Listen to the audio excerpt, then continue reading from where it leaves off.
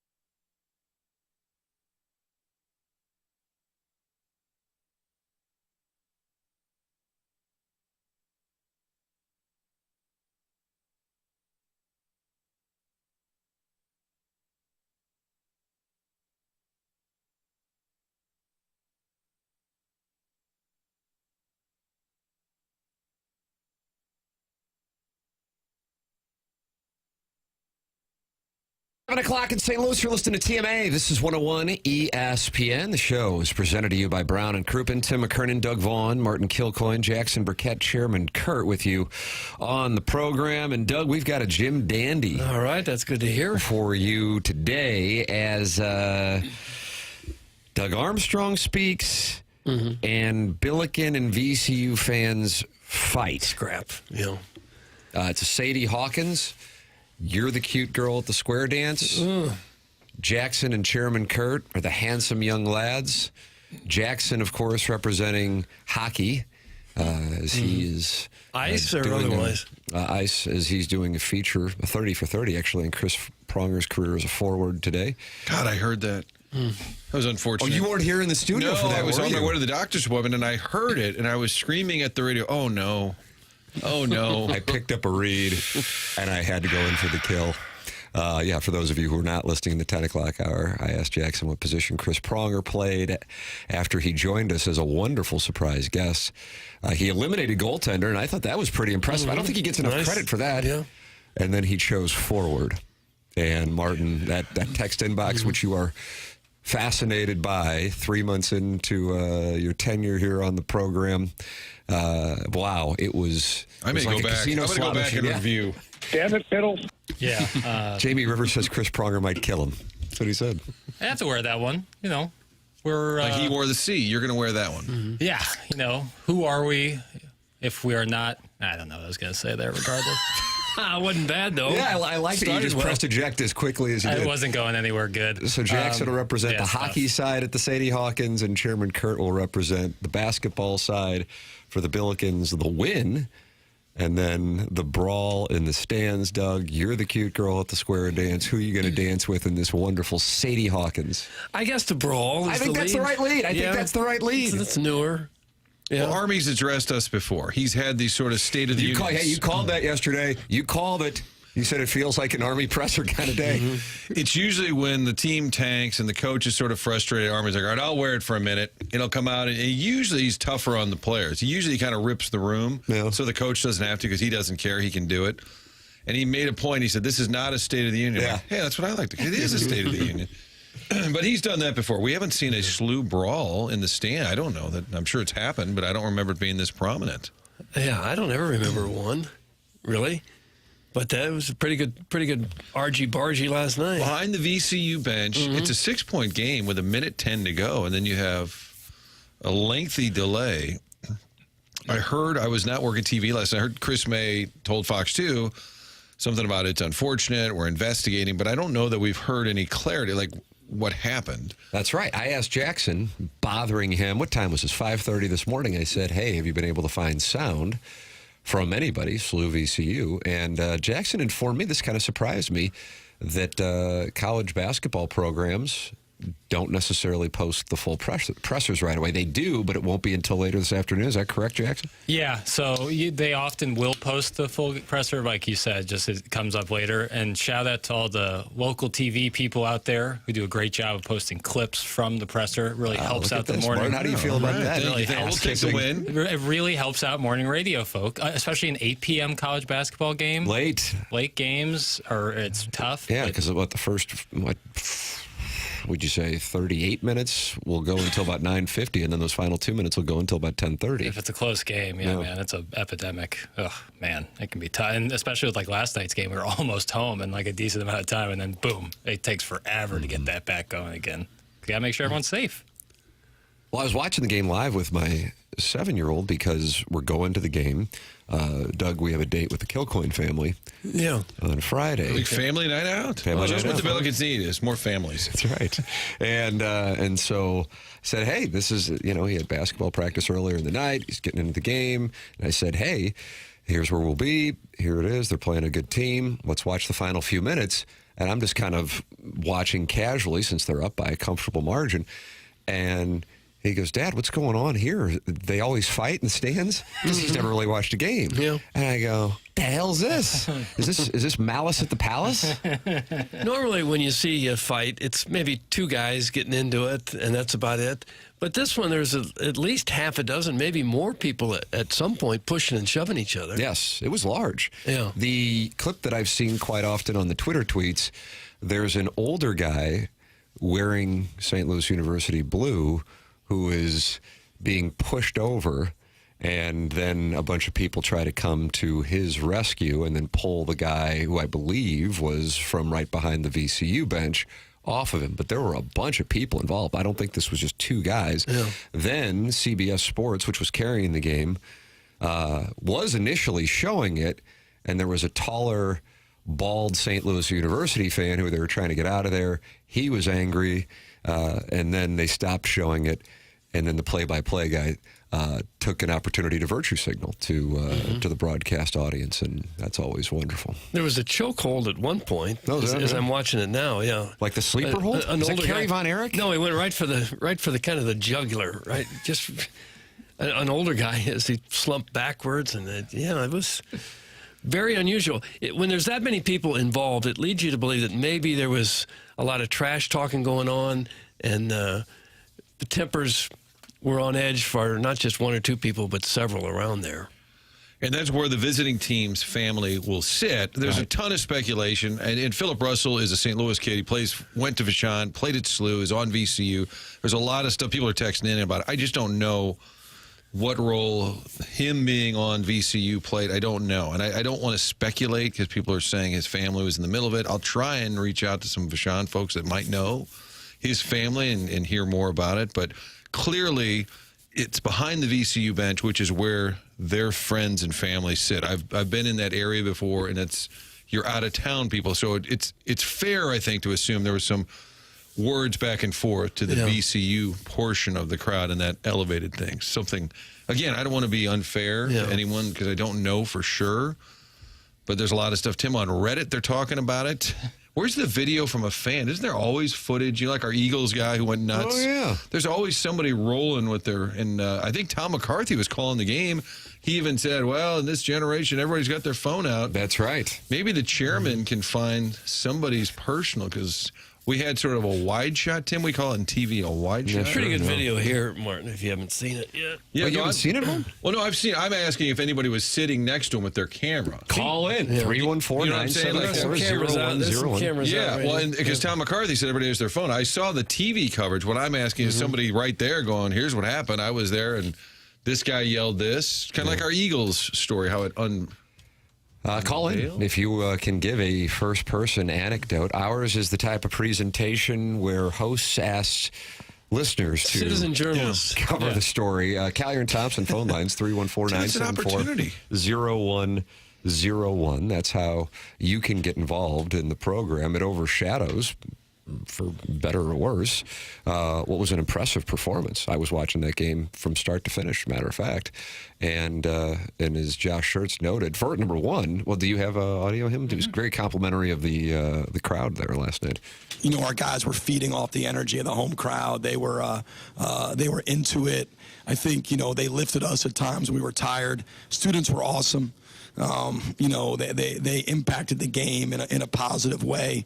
And so, you know, I think there was, you know, anytime you're in a scenario like that, you're playing in a game like that, you know, you could just see we kind of, you know, we were getting fatigued, and crowd would get into it. We make a play, and they would just kind of, you know, wind beneath our wings there, lift us up. And we don't get through this game without them. I assure you. You know, VCU's rolling, you know, 11 guys out there, you know, pressing, and we're playing, you know, 6 or 7, and you know, our guys are gassed, but the crowd did a great job of steadying us. And it was the inverse of what happened there. You know, their crowd was amazing there, and really hard to deal with. And I thought our crowd was every bit as good tonight. And from what I'm told, it'll be, you know, as good or better on Friday.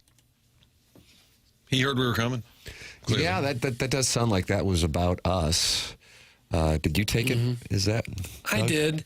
Most things are about us, certainly about you. I agree with that part. I agree with that part. Yeah, he is correct to make it about us. I'm just glad they won a big game, because the last handful of years, and I really like Travis Ford, there were often big games, VCU Dayton, where the crowd would get into it, or the fan bases are, this is our biggest game of the year, even though the A-10 still falls flat a lot of times with a matchup. Hey, it's LaSalle. Okay. St. Joe. Okay. But VCU and Dayton have sort of settled in as pretty good basketball rivalries. And I have to look the numbers up. I think Travis was like 1-9 against Dayton. So you got the VCU, and now you got Dayton on Friday. And the whole thing for SLU is about being good at the end of the year and winning that A-10 conference tournament. So you just want to kind of judge how they're progressing. He's right, though. They're really, really lean roster-wise. Yeah. And Kellen Thames can't play. I mean, and like you said, VCU's rolling out 11 guys. SLU's got about 7 or 8 that they can work with. It's unbelievable. I mean, they have Swope, Avila, and Jimerson all log 35-plus minutes a game. I mean, that is tough to do. College basketball is really, really fast, and that's impressive. And not to be a negative Nelly? I thought it was Nancy. Doug Nurse? Nancy? Is it negative Nurse? Nelly or negative Nancy? What do you prefer, Doug? Negative Nancy, usually. Okay.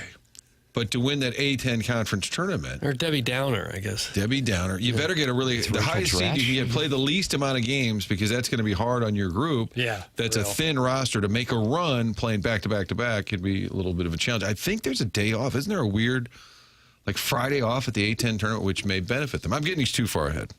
Take it all back. Never mind. How about this, Martin? From the 618, SLU Bills are making an Elite 8 run. That's from GCPCP.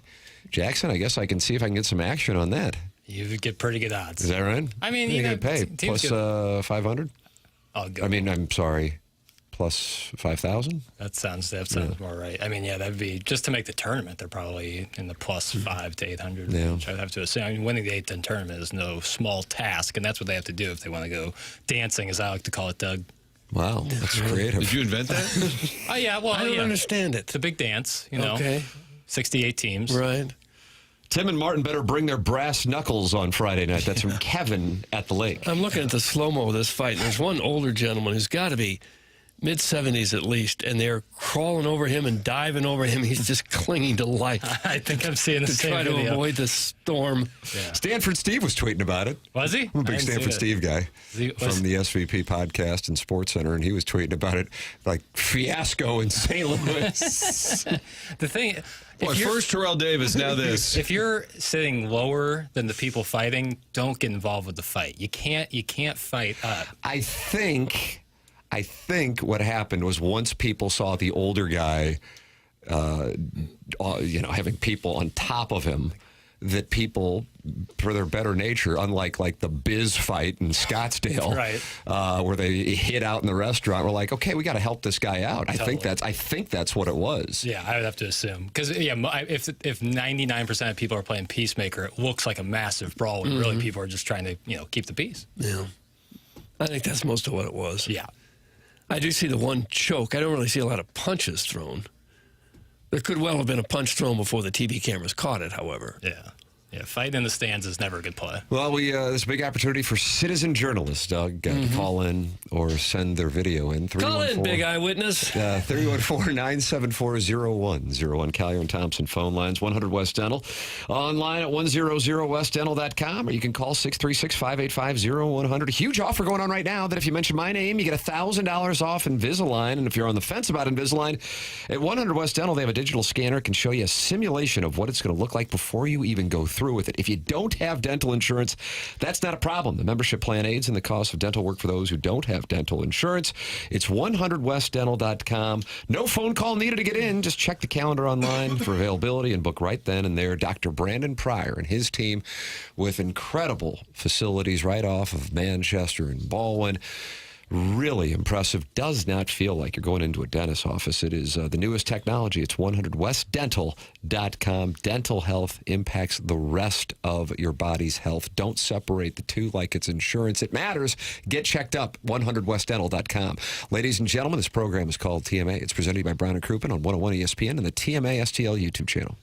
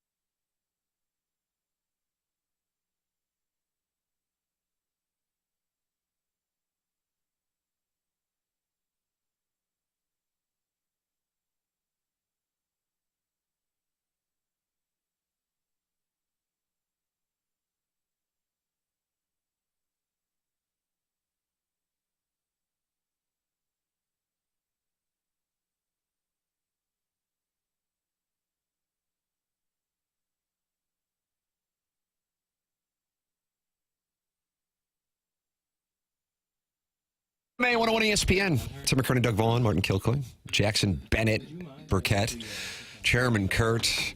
Doug, it's a big Citizen Journalist Day here on the morning after, presented to you by Brown and Crouppen. We tried it with the warm-up. It didn't really work, did it? We assigned the audience to go to the Kyle warm-up. Reese, who is a listener of the program and active on, what do you call him, Doug, the Twitter tweets? Yeah.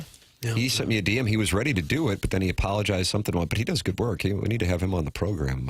But what do we have here, Jackson? What do we got? You've been manning the phone lines, the Callier and Thompson phone lines, along with Chairman Kurt. Yeah, Smooth, who was at the SLU game last night, sat real close to the action. Okay, Doug joining us right now on the Callier and Thompson phone lines. A gentleman with his own podcast, which I believe I have been on. And Doug, is it called the Platform Sports Talk Show? Well, I'm not sure. Perhaps we should ask him. I believe that's what it is. I've been on it. Joining us right now is Smooth. Good morning, Smooth.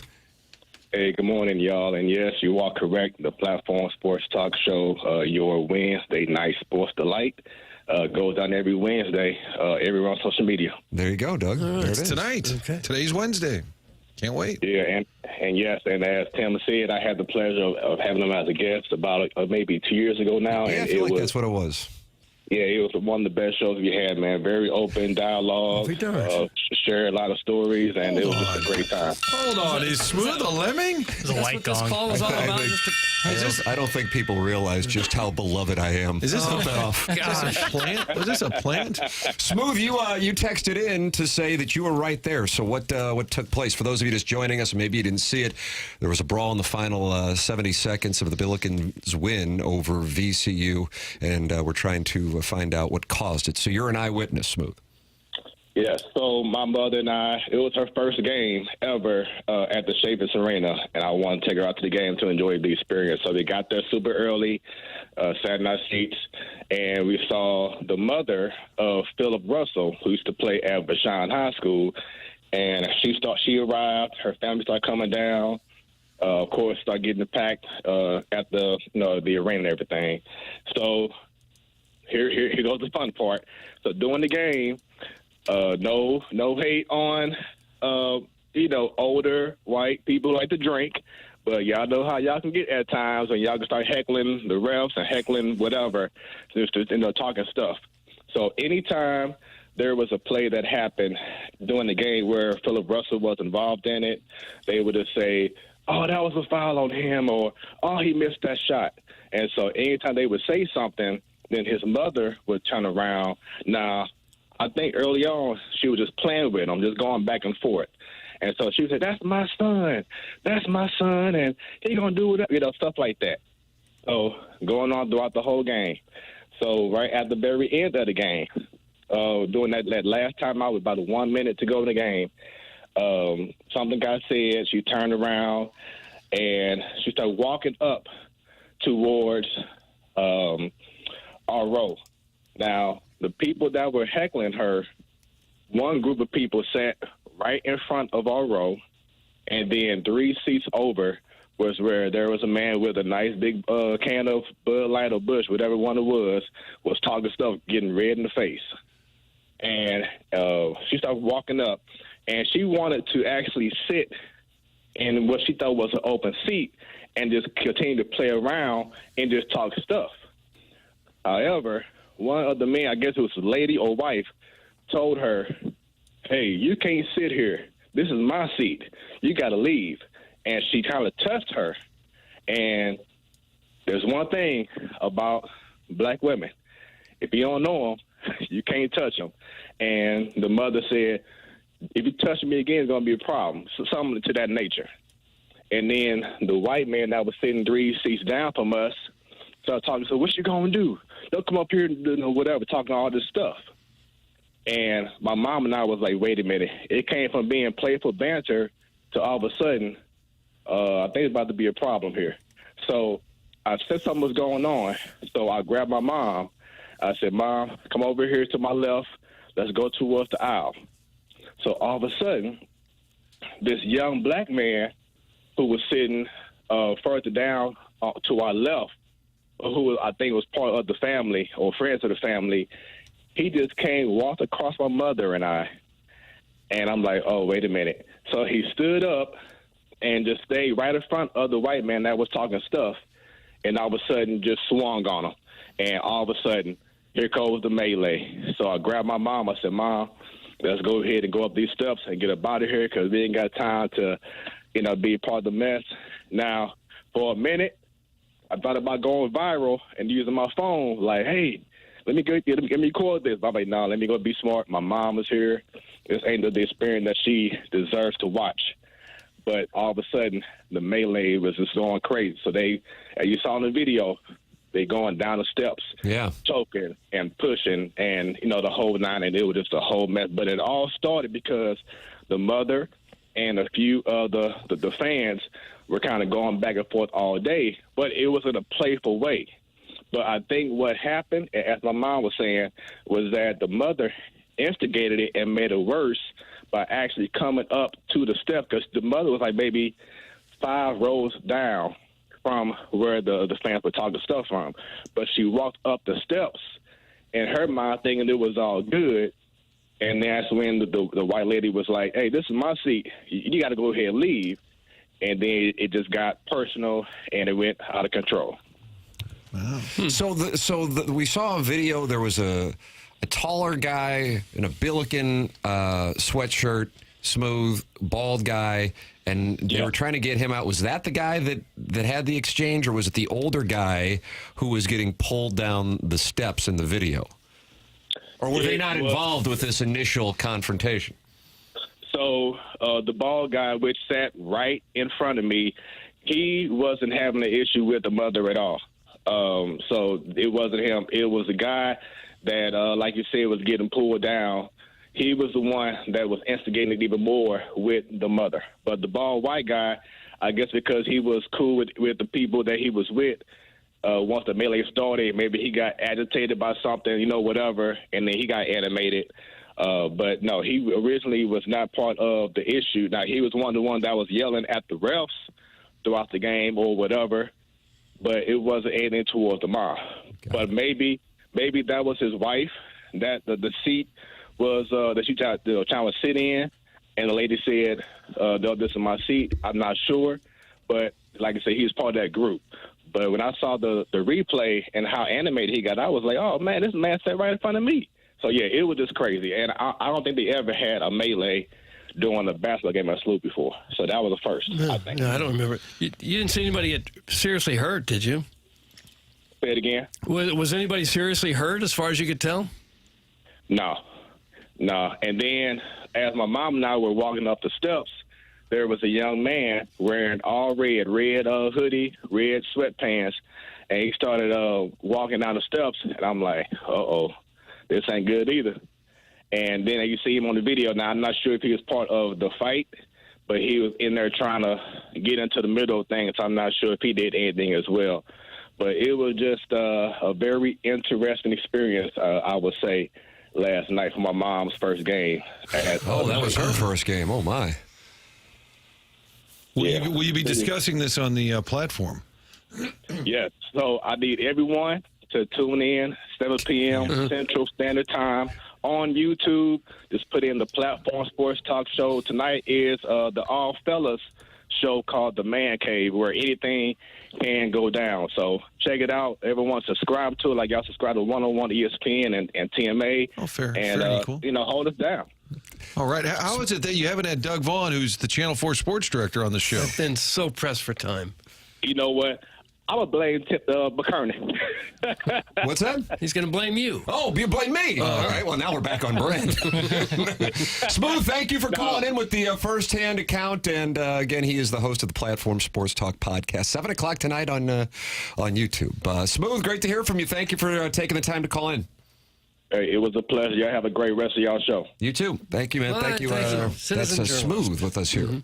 Great to get the first-hand account, detailed first-hand account. I guess not surprising. That's kind of the way things escalate. Sounded sometimes. like it was playful for him. Yeah, playful chirping, and then so things start. A little crazier. Game gets tight. Add alcohol. Never a good mixture. That's always a tough variable. And yeah, these things can happen. I've seen it, well, obviously lower levels, but these things have, it starts as play. It almost always starts playful. I don't really recall another brawl in St. Louis sports history. I'm sure there has to be one, but I don't really remember one. Yeah, there was. Blues and Blackhawk fans used to. That's exactly right, Doug. I was texting watching this live last night, just watching it with my son, and he goes, "Is this what happens all the time?" Because he's thinking, "Okay, we're going to the game on Friday. I guess I got to be ready." Ready to scrap. Yeah. But a friend of mine was texting me. He goes, "Like this is the Blackhawks and Blues in the 1990s because you would have some scraps." Yeah, You would expect it maybe at Bragging Rights, just Billiken game, where it's a genteel crowd typically.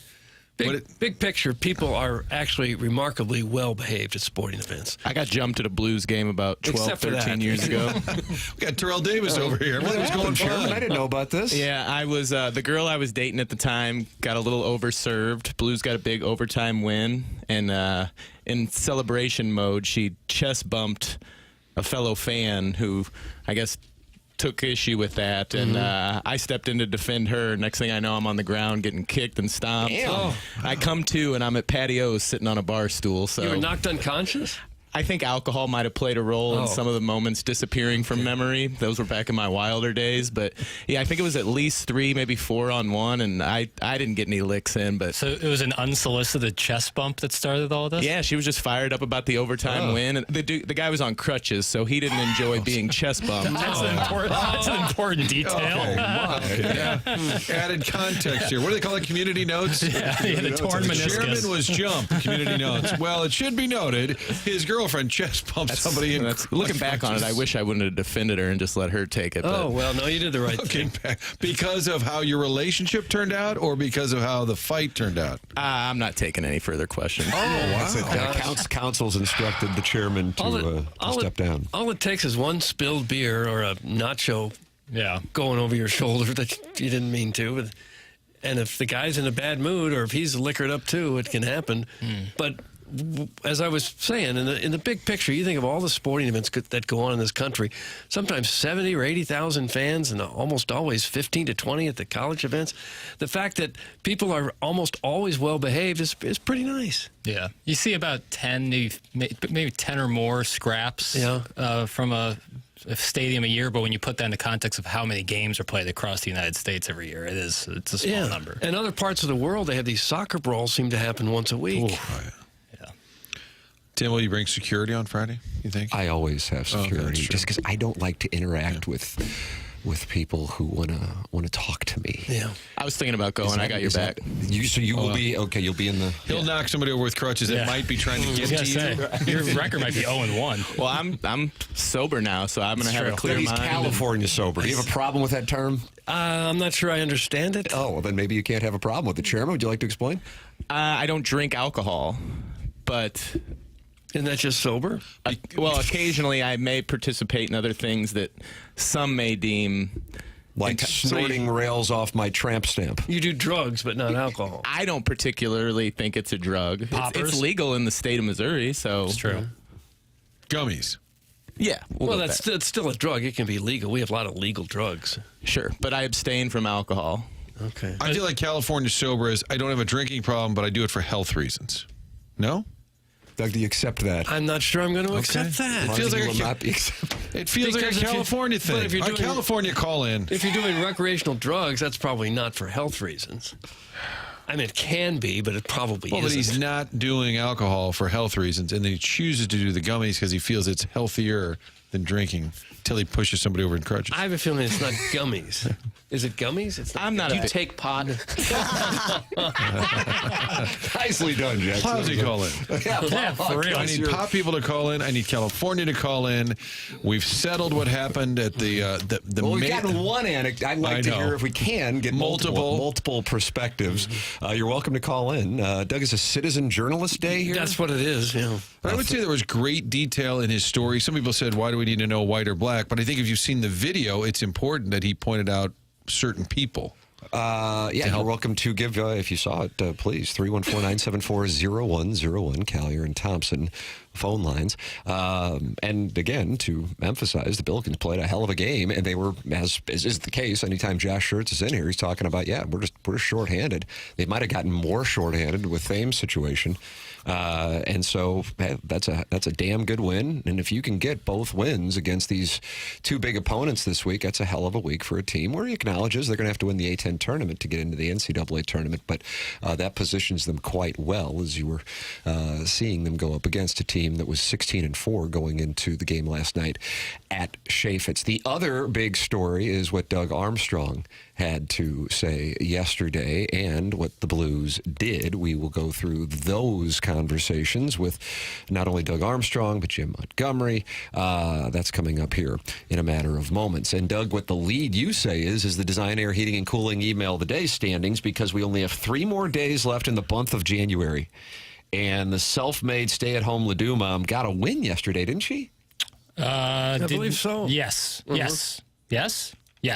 Doug, what's going on right now? That's correct. It's like Talking stuff into it. Yes. But the standings haven't been updated. Now it's updated. Now I'm there. Doug, it was like CompuScore. Remember that Zipper Zip? I tried to get out of here. CompuScore says the score is same thing it was 5 minutes ago. I try to get out of here as quickly as possible after the show to give Tanner and BK and Ferrario, a wide berth. And so sometimes that means I don't add the last. Like the standings in Pick 6. That is just pure incompetence.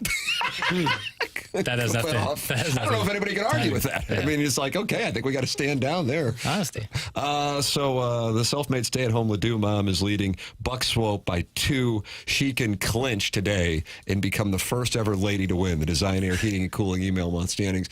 And there is a podium set up for a presser if she is to win. A lectern. Will it be covered kind of like the Dan Marshall one? Will it have that type of media? It'll have that type of feel. That's exactly right. Email in for the Design, Air, Heating, and Cooling email today, the morning after at InsideSTL.com. Only you can stop the self-made stay-at-home Ledoux mom. Smokey the Bear. Design Air is online at designairservice.com. Longest running sponsor on TMA, that's Seth Goldcamp. I was texting with Seth Goldcamp and Cletus yesterday. Cletus wrote a novel about his wonderful experience. Yeah, you would not have enjoyed it. No. And then he was talking about how cute the guy was who came out to service his. That's a feature, not a bug. Yeah, exactly right. So hey, that is in my Design Air endorsement, but again, that's a feature, not a bug. He was saying last week the heater in the back was making loud noises. I took out the filters and it got a little quieter, and I told Nancy to go get new filters and put them in. She did, but it was still loud. She took it upon herself to call a neighbor, heating and cooling company, who came by and said it'd be an $1,800 plus fix. That's when I called you, Seth. Good. Your guy, Tom, handsome, by the way. Oh, we didn't need to know that. All I can do is read what's in the teleprompter. Your guy, Tom, handsome, by the way. He took it apart and found there was a broken brace on the motor. Instead of replacing the whole motor, he broke off the remaining braces, reinstalled a different type of brace, which he had in his van. $500, and now it's purring like a kitten. Nice. Thank you, Seth. How about that? That's why we love him. And then Cletus later said, surprisingly, he didn't get a restraining order against me, with smiley face, a glass of wine, and a golf swing. Oh, I am a bad boy, and I'm testing things. Doug, that's Design, Air, Heating, and Cooling. Okay, that's Ask their ad. for Tom. People are now flooding the phone lines. Yeah, the furnace is acting up. Actually, we just kind of want to meet We Tom. wanted to meet Tom. DesignairService.com. The great Seth Goldcamp. Martin's a client. Doug's a client. I'm a client. Now Cletus is a client, maybe interested in more. It's Design, Air, Heating, and Cooling, sponsor of our email today. Doug Armstrong with what he had to say yesterday and what he had to do. Plus Jeff Gordon of the Post-Dispatch. He laid into the Blues this morning. Yeah, you got to read this. STLtoday.com. We'll have that for you coming up. This is TMA 101 ESPN.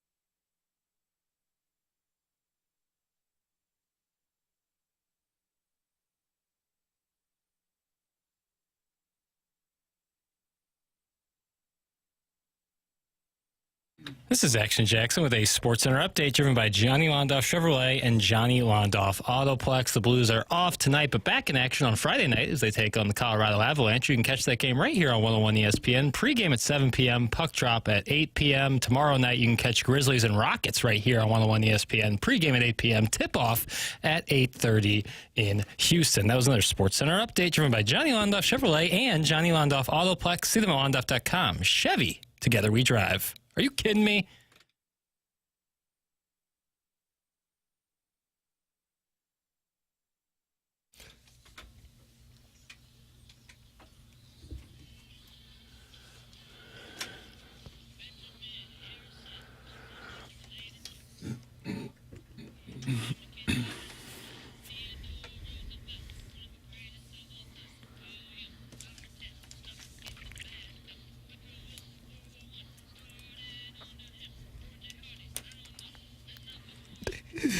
No, it really isn't. Nothing big happened in the Harding administration, I guess. I'll do some research. It's early 1920s. Take a listen I to don't this, know what you would go with that. Babe Ruth era.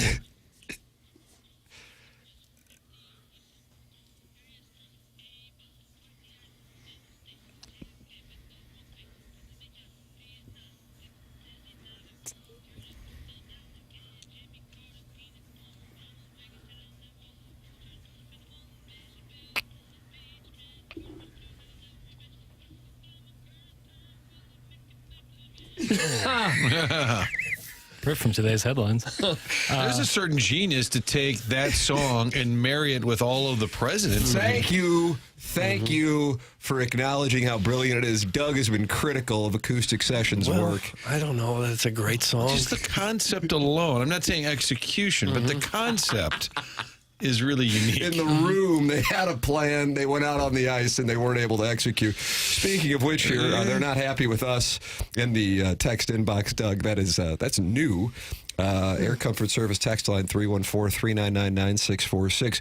Great article in the Post-Dispatch on the disastrous state of the Blues and the horrible contracts that teams carrying. Be nice if this show would bring that same fire instead of handing out juice boxes and orange slices to the guy in charge. That's from Connie Lassiter and Greg Bickle. Huh. They collaborated on that email. It's kind of like one of those joint Facebook accounts where clearly somebody had cheated in the relationship and now they need to monitor each other. It's almost always a landscape profile picture, too. You know, like some sort of Ansel So Adams there isn't picture. a picture of one of the people in the joint account? But yeah, it's like, well, we're not going to have a picture together, so we'll just have a picture of this. The landscape. This like field. Doug, Connie Lassiter and Greg Bickle holding us accountable for handing out juice boxes and orange slices to the guy in charge. That'd be all the plaudits and hosannas laid at your feet? Doug Armstrong. I don't believe I'm in charge of the Blues, but I am in talks. I didn't know they were even talking about the Blues. I think they're saying we're not holding articles on the Army disastrous accountable. state of the Blues. Oh, yeah. I didn't know. And that the media in this town is soft. Media in this town soft. There you go. Thank you. Like that. It was not a State of the Union, but one thing that stood out to me is he was talking about he wanted Texier on the ice. They talked about getting rid of Perunovic, putting Brandon Saad on waivers, and somebody asked about bringing up players from Springfield, and he said, how do I say this? And said it doesn't help get the guys on the ice that I want on the ice right now, which tells you there's a little bit of Money ball. Well, and also front office. Yeah, front office saying this guy needs to play. Right.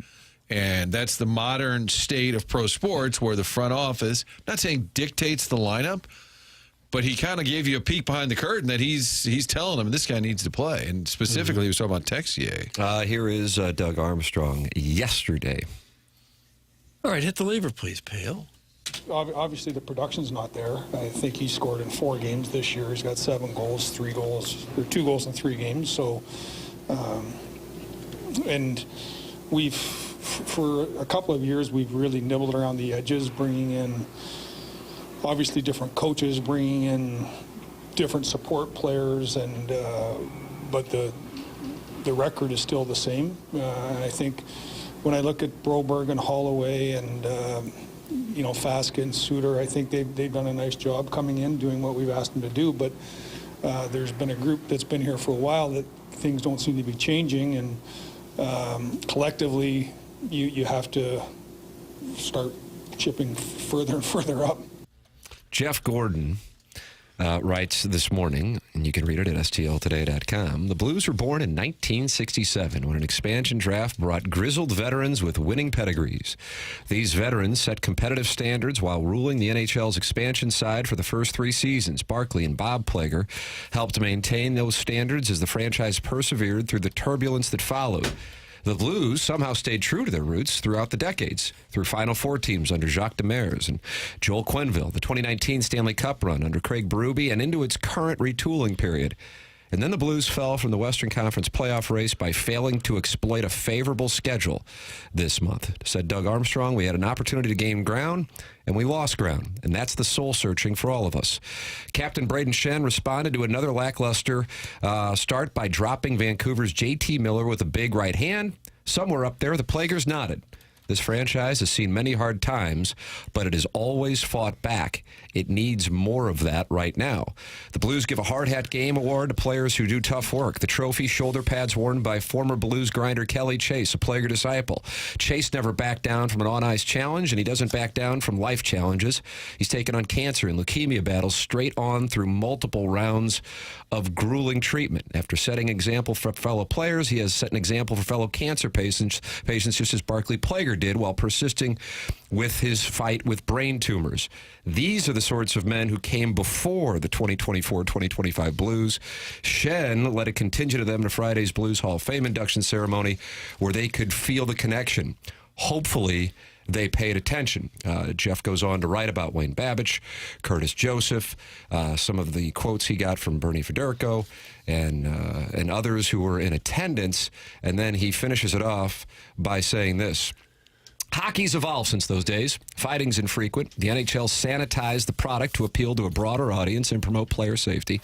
But this sport punishes the weak. You cannot always win, but you must always show up and be there for teammates.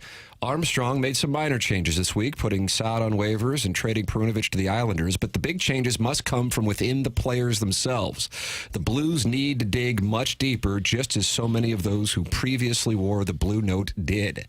That's Jeff Gordon this morning in the St. Louis Post-Dispatch, chastising the players, not the general manager, not the head coach, but the players in the room, and ideally taking some form of influence from those who came before them. Yeah.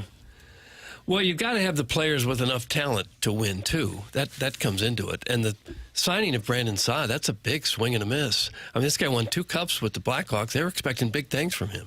He's got a salary cap hit of $4.5 million, and they got very little for that.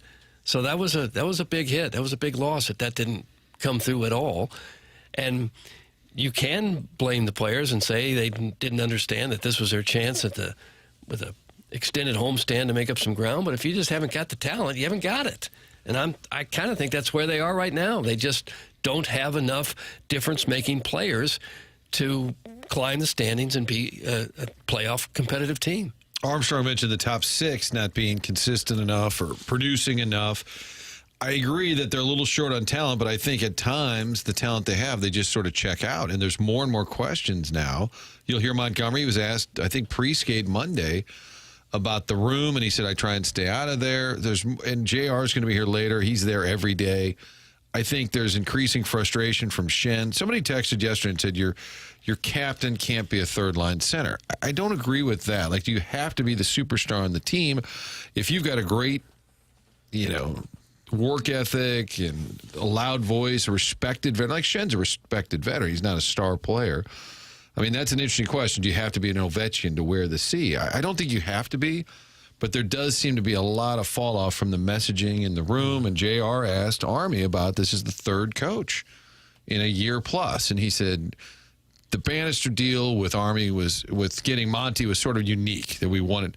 It wasn't because of the coaches failing. And then he stops at, but it is 3 coaches. Mm-hmm. And it's once again, you just see it in hockey play out so many times where players get coaches fired, especially with the Blues. And Monty's not going anywhere. So now Armstrong's on the hook to kind of figure out what's the right mix, because you're not getting rid of the coach. Armstrong hinted that more substantial personnel moves could come if the Blues don't get back on track. He has a bunch of guys not doing much this season who are locked in for at least next season. Here's the list.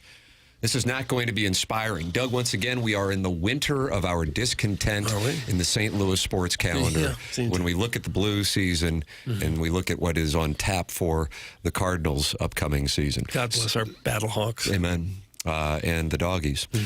Saad counts $4.5 million against the salary cap while in the NHL this season. And next, he's only scored in 3 games this season. It's hard to imagine any team claiming him on waivers or taking even half that contract in a trade. Nick Leddy counts $4 million against the cap this year and next, and he's been injured for nearly the entire season. Given that, he too would be difficult to move. Defenseman Torrey Krug averages $6.5 million for this season and the next 2. And there's no telling if he will be able to play at a high level after recovering from ankle surgery. Justin Falk has 2 more seasons with $6.5 million cap hit, and he clearly is not the same player he was earlier in the contract. Matthew Joseph has been in and out of the lineup, but he has another season with $2.95 million cap hit. Texier has been in and out of the lineup, but he has another season with $2 million hit. Sundqvist has been in and out of the lineup, $1.5 million cap hit. And then there is this one that is starting to get a lot of attention. And it's brand new. It's hot off the press. Doug, you know what we're talking about? No. Pavel Buchnevich, who is struggling mightily at age 29. His 6-year, $48 million contract kicks in next year. 6 years. Huh. But he was named specifically by Armstrong. He said last year Schenn was down, Thomas and Buchnevich are up, and he said this year it's the reverse. Those 2 are down, and Schenn is up. It's sort of strange how Alexander Steen is kind of the new vision, the new voice, like Chaim Bloom, but neither one I've ever seen or heard from. Isn't that a little strange? The Blues have chosen not to let Steen talk. He'll reference, Alex and I talked about it. The Cardinals will have Chaim Bloom at the dais, and then there's like an escape hatch. So there's literally a hatch. Yeah. Under the floor? You didn't see it? I guess I missed it. Would you say Chaim Bloom left in the escape hatch, Doug? But that's the leadership. I would like to hear a little bit of Steen's thoughts because he also was an edgy player of recent time. Can he speak to that? Maybe they don't want him telling the truth. But what's going on, quote, in the room? Is the group just not, is it just not the right mix? I think that's what you're seeing. In addition to, could you have more talent? Do you need better players? Yes. I think right now, the hope is that it's not the right mix in the room and that they need to tap into that edge that Jeff Gordon was citing in his column, because if it's not that, and then this is your core for the future and they don't have it, then you've got a bigger problem, adding into the fact that you've got some, what I think would be fair to call dead money on the books. Yeah, and for a lot of these veterans who still have a few years left on their contract, they're late 20s, in their 30s now, and not producing very much. You can't move those guys. Nobody wants them. That's what his point was. Yeah. These are guys who aren't going to be going anywhere. And then the cherry on top is if 89 doesn't get it going, oh my goodness, you got a situation there. I mean, it's amazing because 2 weeks ago, not even 2 weeks ago, 12 days ago, it was the morning after they had beaten Calgary, back-to-back games. The thing is trending. You got Biz Nasty talking about the Blues being a cup contender at the Winter Classic, and we're not even a month removed from that. And now you're going, oh, God, it doesn't look good this year, and then you stare into next year and beyond, and you go, oh, boy, they could really be stuck here with some problematic contracts. They are very high on some of the younger players. Yes. Some of the guys who aren't up here, with the franchise yet. So maybe if 1 or 2 of those guys turns out to be a real star, they can save it. Yeah, Dvorsky, Snuggerud, but at some point when they do arrive, aren't the guys who've been here, they're going to be in decline. That's the part that I don't get. Like, oh, when they get here, Dvorsky and Snuggerud, well, you just wait. Well, by then, Thomas and Kyrou have played 8 years in the league or whatever. All of a sudden, Schenn's done, Falk's done, Parayko's close to done. So then who's going to be with them at that point when they are stars? Granted, rosters turn over, but I don't think that's going to be enough. You're still going to have a great team around those young guys if they are, in fact, stars. And the players you have, by the time that group gets here, they're sort of going the other direction. Right. You just hope they still have something in the tank that they can mesh with the really young guys and maybe get something. Yeah, because I think the sweet spot is you still have players who have a lot of potential, like a Thomas and a Kyrou, and then here comes Dvorsky and Snuggerud at the same time. But the longer time goes by, those guys are putting some miles on the tires, Doug. They call them the tires. The tires, you know. Guys, the Thunderbirds are going to win the AHL championship with all the talent they'll have from the overpriced trash on waivers, or will be shifted down. That's a win in my book. That's from the Veiled Prophet. He likes AHL championship. I think they were concerned about Saad ruining their mojo at Springfield. I mean, that sort of was referenced yesterday, too, that they've been winning, so where do you put the guy? Of all the bad deals, I mean, Krug is right up there as a bad deal. I think the Nick Leddy re-sign was a bad idea. And now Buchnevich is looking like a bad idea. It's a lot of money, and the Cardinals saw this happen. When you do spend, and everybody wants you to spend, but when you put it in a bad contract, it just kills you. In a cap sport, too. I mean, I feel like you go back to the Petrangelo Krug moment. Wow.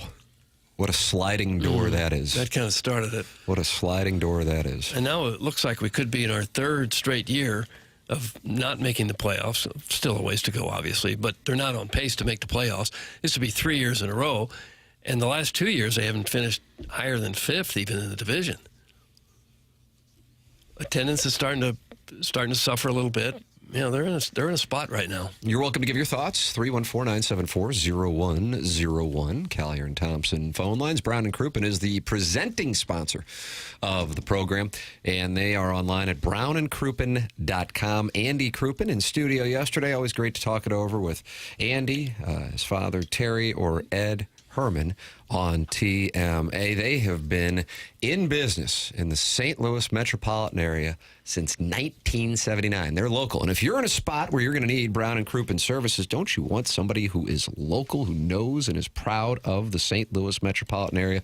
They're online at brownandcrouppen.com, and their number is 314-222-2222. That's 314-222-2222. It's Brown and Crouppen, presenting sponsor of TMA. The name of the game and why the program's been on for more than 2 decades is support the sponsors. If you have an opportunity to do so, Brown and Crouppen, presenting sponsor of TMA. Remember, the choice of an attorney is an important decision and should not be based solely on advertisements. Tim McKernan, Doug Vaughn, Martin Kilcoyne, Jackson Burkett, Chairman Kurt with you. This is TMA, presented to you by Brown and Crouppen on 101 ESPN and the TMA STL YouTube channel.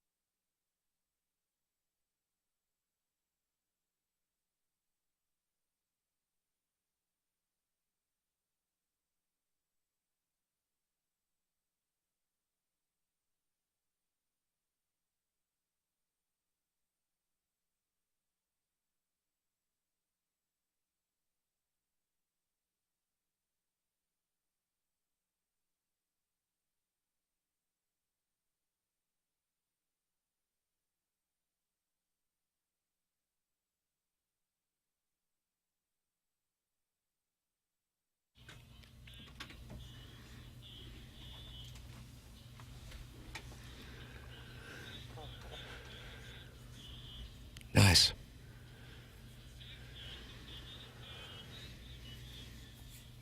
Yes.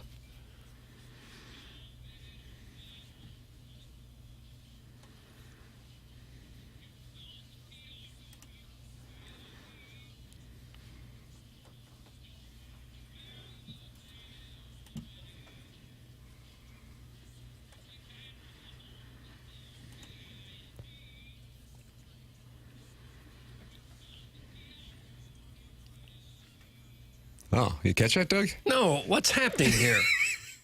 What do you mean?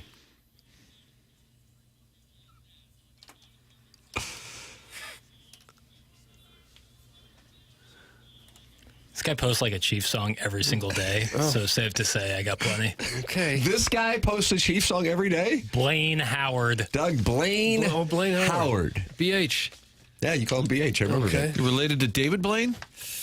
Mo Went out with Howard? Josie Moran, and David Copperfield went out with Claudia Schiffer.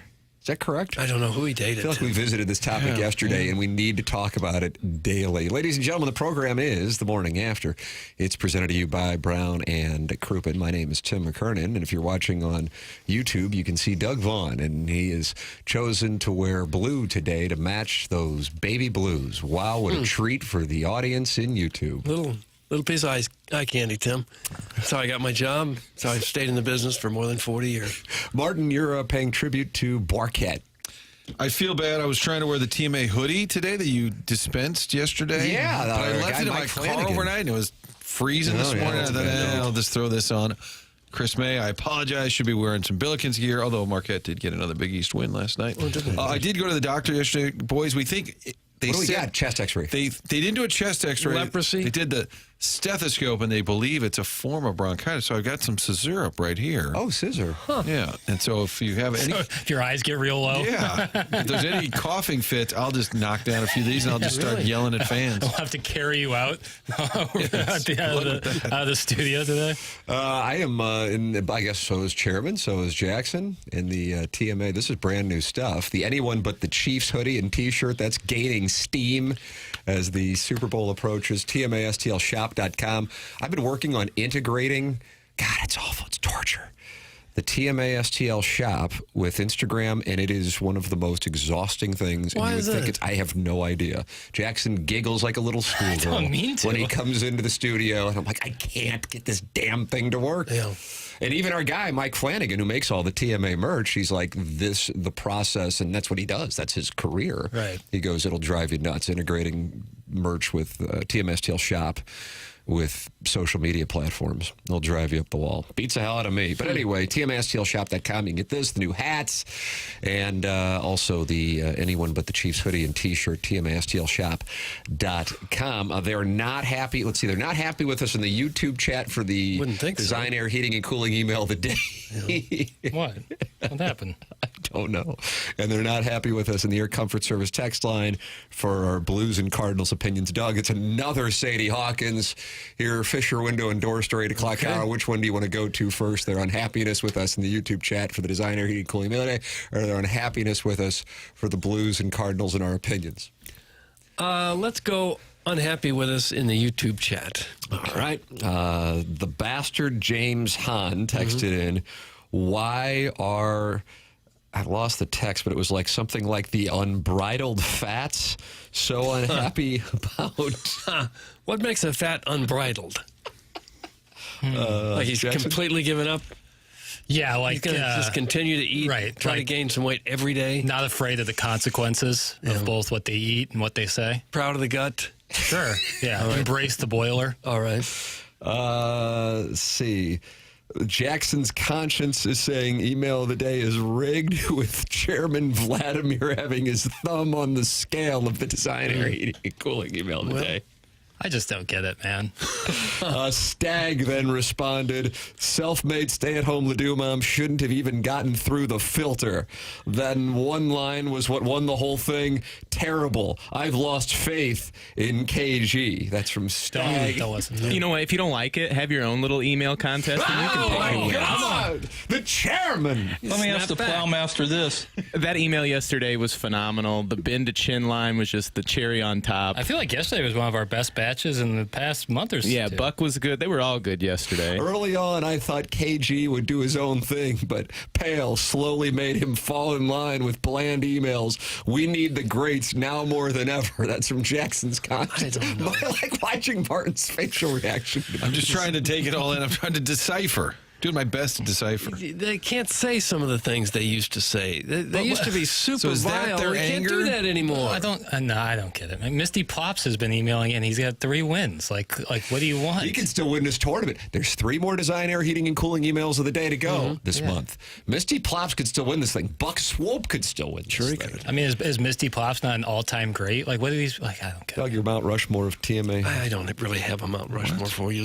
What about just Mount gotta Rushmore or Mount Rushmore? They just you gotta be negative. Positivity sucks, Why be happy? I'm wondering if, Tim, can we get a shirt over to Rich Gould? I'm interviewing Uncle Rich for Sunday TV. Oh, are you? That's outstanding. To talk about his Eagles friendship, his trips to talk games. about Orlovsky at all. And I just wonder if he were wearing anybody but the Chiefs, maybe, or if I wore it on TV. Can you imagine? Oh, wow. Or if Doug wore it on Channel 4 Sunday night. I don't work there anymore. What? Been Since years. when? Well, 4 years ago. Can you The imagine? unhappiness with the program and our opinions. Doug, Sniffing holes. That's right. That's actually what it is. Yeah. Guys, if this were the Cardinals, you'd be complaining how stupid they are. That's from Sniffing Holes. Producer Joe's friend, I believe this is producer Joe's friend, Ryan Jenkins. Is that right? And didn't he name his dog after him? I thought that was Knuckles or Klaus. Clive? Was there Clive Owen? I think producer Joe had roommates named Klaus and Knuckles, and I thought he named his dog after his buddy. Oh, Jenkins. What's wrong with that? Doesn't Klaus and Knuckles sound like the dog's name? Hey, Klaus. Hey, Knuckles. Oh, yeah, let's go. Ryan, I don't think has ever been happy with the program, but he has been listening for a long time. He goes, you guys like to complain that the Cardinals should trade their assets when they aren't contenders instead of keeping them around. Thoughts on the Booch contract? The double standard is why you come across as rights holders. Well, they're kind of in the same boat, the two teams, because I love watching Martin take this all in. Because for me and Doug and Jackson, this has been our daily experience. we for think Doug's nothing of it. Yeah. I'm just trying to drill down on the disgust, and then I try and do a little Rolodex in my head. What did we say? When did we hold rights? When did we grab Slurpees, Joe? I'm trying to remember. He'll give us a Slurpee because they were trying hard. Well, the teams are in the same situation where if you have veteran players making a lot of money and not producing, it's almost impossible to trade and get anything back for them. Right. Salary dumps. Yeah, I don't know what the appetite would be at this moment for 89 in his contract. Yeah. That's the core. What did issue. hockey, and everything's a copycat. Every league copycats each other. Go for it on 4th down. Now they all do it. Yeah. Go for 2 the whole game. Now they all do it. When in hockey, I mean, we'll get Gordo on the line. Go from, a 4-year deal is a long-term deal. Now getting 8 years, 6 years. I mean, the deals are way longer than they used to be, and you're just stuck forever. I mean, Army could probably explain that. I know when they re-upped with both Thomas and Cairo, he said, this is the market. This is how it works. You want to get something done. So the agents probably dictated the terms, and now teams are getting stuck forever. I mean, 8-year deals are massive. In a sport that's really tough on the body, too. Guys are different players at 23 than they are at 30, some of them. Jackson, new 101 ESPN texters wanting their names saved. You did a wonderful job on that yesterday. Hey, pal, please add my name as Cloyd Bigsby. Sure, Cloyd. The total Cloyd? I'm just going to read them in order now. The total package writes, City sucks. So the doggies take a shot. Shrapnel. Out of nowhere. Well, didn't they finish like last place, next to last? But they haven't begun the campaign yet. No, but we're I still want to bitter see from what last Olaf can do. It's a take. Holding rights.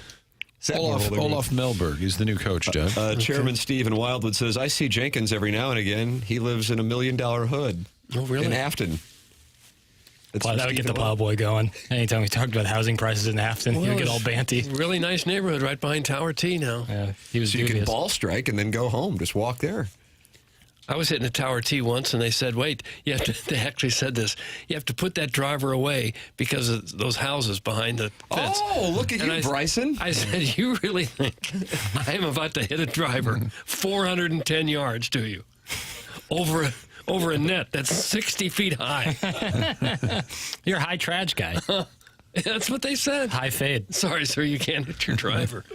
I appreciate your confidence in me. I think Didn't Buck Swope lead the charge to save Tower T? Yes, he did. Good for you for giving credit where credit's due. And very awkward because it was Frank's sponsor that was doing the development, and he did a big takedown on it. And they were like, here's the deal, buddy. We have to send a gift cards out of those folks over there. That moment was canonized in the Swope's Picks episode where he talked about it like an hour and a half long episode. Canonized was the right term? Maybe a little lofty. I mean, it was the right term. You can say it. Is that right? Really? Sure. Was it really the right term? Here's the definition for you. Doug, here is the definition of canonized. We just happen to have it handy here on the Greenie Show. What is that definition? Place in or regard as belonging to a canon of literary or artistic works. Yeah, I'll take it. Sure. I think that's correct. I think Jackson gets a big win there. Yeah, feeling pretty good about it. I'm depressed. The Blues are bad. The Cardinals are bad. There's no signs of hope for the near future. What happened to us?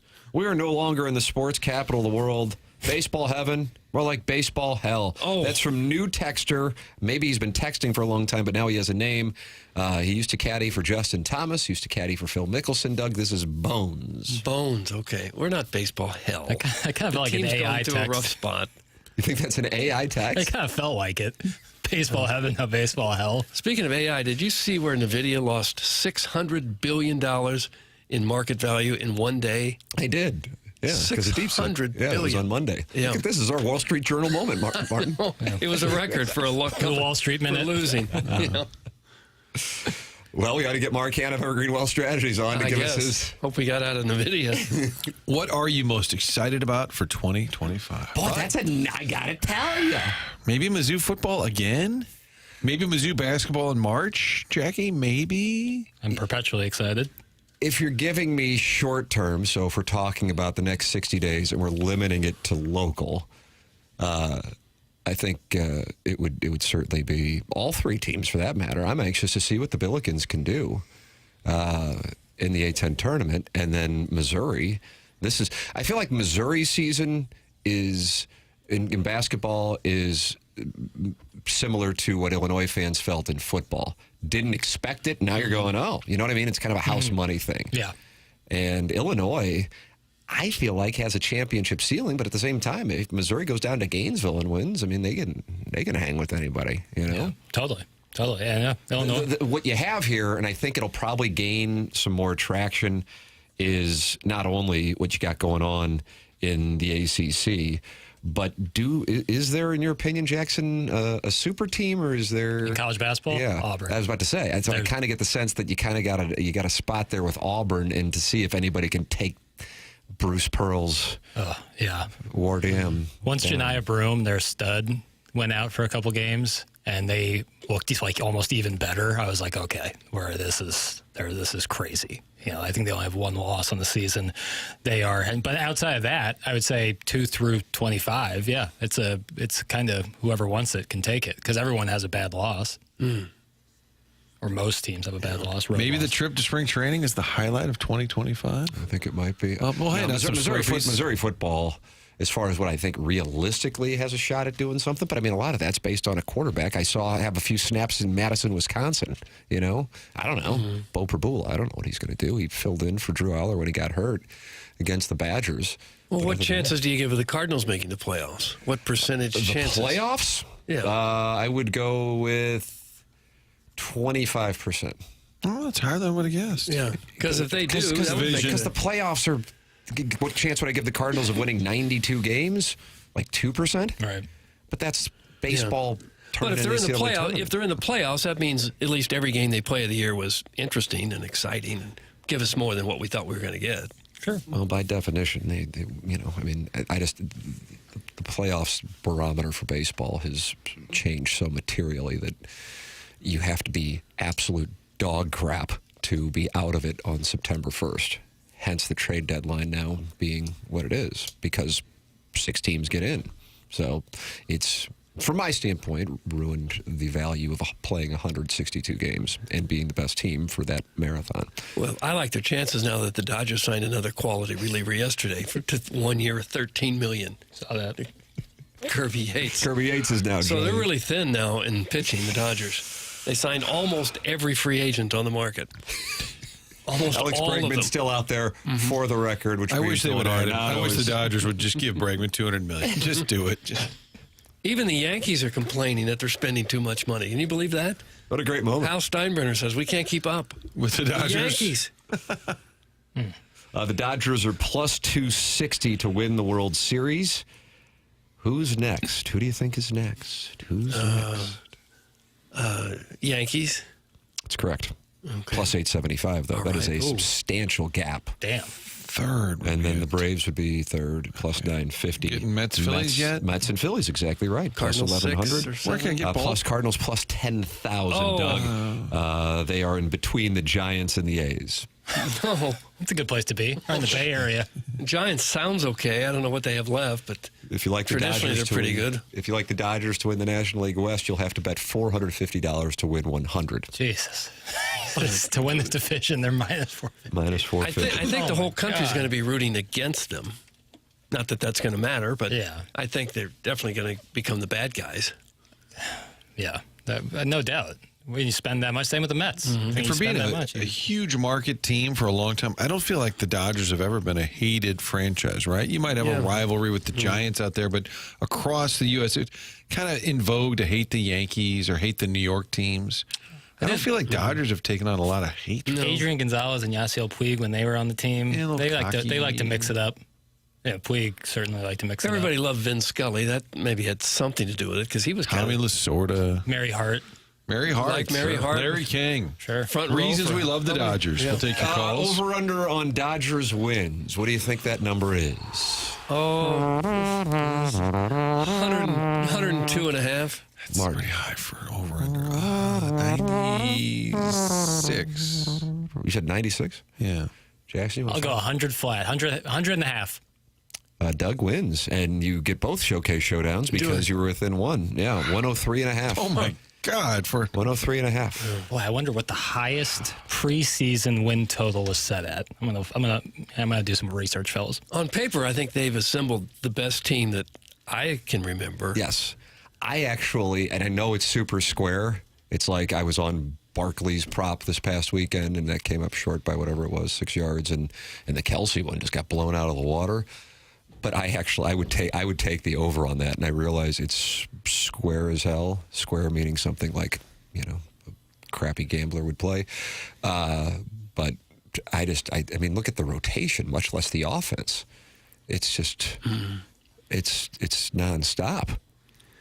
Blake Snell, Yamamoto, Glasnow, Ohtani. Is he pitching this year? Yeah, their first three hitters. Gonsolin, Dustin May. He's just sitting around. You're concerned about the first three hitters. The first three hitters are probably all Hall of Famers. Ohtani, Betts, Freeman, probably Hall of Famers. So are the Cardinals. Cardinals, Arenado's probably going to be a Hall of Famer. For the Tigers? I would think. For the Tigers. Yeah. Will he go in as a Tiger? Ladies and gentlemen, you're welcome to give your thoughts. Call in. Collier and Thompson phone lines, 314-974-0101. And Jeremy Rutherford's going to be with us coming up in the 9 o'clock hour. Looking for. Is he coming in studio? I think so. Okay. Hope so. Question mark? Yeah. He usually does on Wednesdays because he records that Last Minute Blues podcast. That's right. So I'm hoping so. Jackson and I recorded my podcast yesterday. I don't think I went full Rogan, Martin. Only did an hour and 50 minutes. Oh, I would have taken the over on that. Yeah, hour and 50. The title of the episode is The 700 Club Prayer Breakfast. Yes. So you can listen to that, the Tim McKernan Show podcast, QFTA. What was the best question from the A? Boy, I got to tell you, I had been just reading comments in the YouTube chat and interacting with those the past few episodes. I'm like, I'm going to read the emails today, and we had some really good ones. What stood out to you, Jackson? Someone asked me my thoughts on Texier's emergence. What do you have to say about that? I'm a big fan. Goalie, forward. He said he was a big fan. Someone presented a good theory on why people don't ask Tim questions directly about the show or otherwise. Yeah, that's a phenomenon. Jesse Kioski was telling me when we had our TMA Christmas party at Hot Shots, she was getting a bunch of questions about the show. And I'm like, nobody asked me anything. And then when my contract was coming up at KFNS a few years ago, Jay Randolph Jr. was like, hey, I got a bunch of questions. He goes, the listeners are sending me. I go, why don't they send me questions? I don't know. So somebody came in with a good theory. Yeah, that was a good email. You're right, Jackson. So what was the answer to it? The gentleman's theory was they already have their minds made up, and they feel like I would be dishonest with them. Yeah. I feel like confirmation bias, which I think that kind of leans into, is something that is riddled all over discourse, not just in sports, but everywhere. But then I made this observation on the podcast. I'll say it here too. I mean, all of us have access to John Mozeliak. You know what I mean? Mm-hmm. Martin, you communicate with him regularly. You interview him regularly. And I say it often. I think he's a good guy. I actually think and I know to say that in St. Louis right now is like, what? You can disagree with the way somebody's doing their job and then still think that they're a good guy. I think he's a good guy. Really think he's a good guy. And I think in a way, he may have been his own enemy by keeping things in-house that if he would have been more outward or leaked, which is really kind of the strategy that I think most people in those kinds of positions utilize, that he could have helped his image while being president of baseball operations. I'm not like talking about moves so much as explanations for things, but he keeps these things in-house. And then I sit there and I go, man, when's the last time I texted with him? And it was years, And I'm like, yeah. So I'm sitting here and I pontificate on things, and I could ask him a question. So, Doug, what I concluded was the following: I'm a complete and total fraud. Yeah, is that right? That's what I've decided. All right. Yeah. Well, what does your dad think about that? He disagrees. And does he? Is trying to have me terminated for being critical of me. Is he really? You're too hard on yourself, Timmy. It's Jimmy Stewart again. Ladies and gentlemen, email in for the Design, Air, Heating, and Cooling email today, the morning after at InsideSTL.com. This is TMA, presented to you by Brown and Crouppen on 101 ESPN.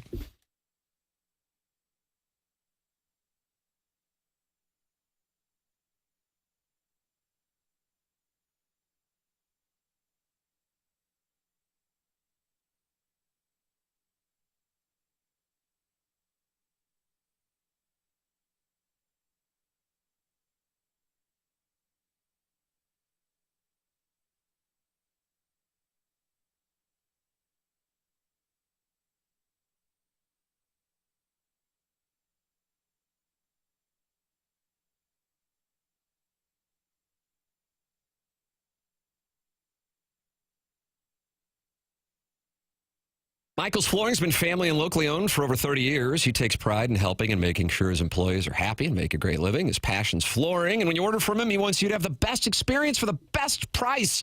Check out igotfloored.com to see what Michael's offers. They have it all. Carpet is awesome, and it is back. They have so many varieties of all flooring and have 3 easy-to-get-to locations in St. Louis: Creve Coeur, Darden Prairie, and St. Peter's. Check it out at igotfloored.com.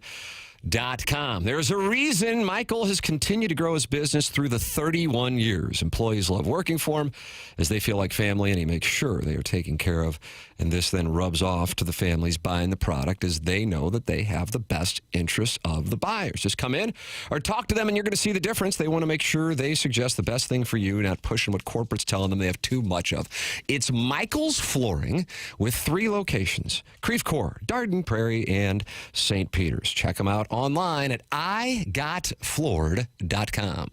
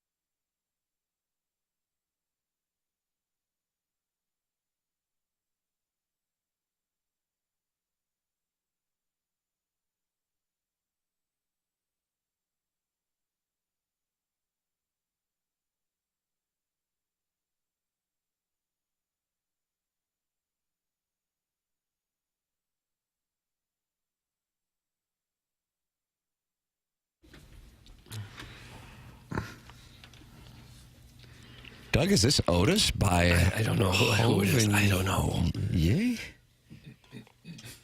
Is that what we got here? Mm-hmm. I like this instrumental. And this is from 2011's Watch the Throne? Can I say something passionate here? Well, I don't know. Ladies and gentlemen, I'd like to introduce you to the star of the class of 2016 at Ladue Horton Watkins High School. His name is Jackson Burkett. Okay.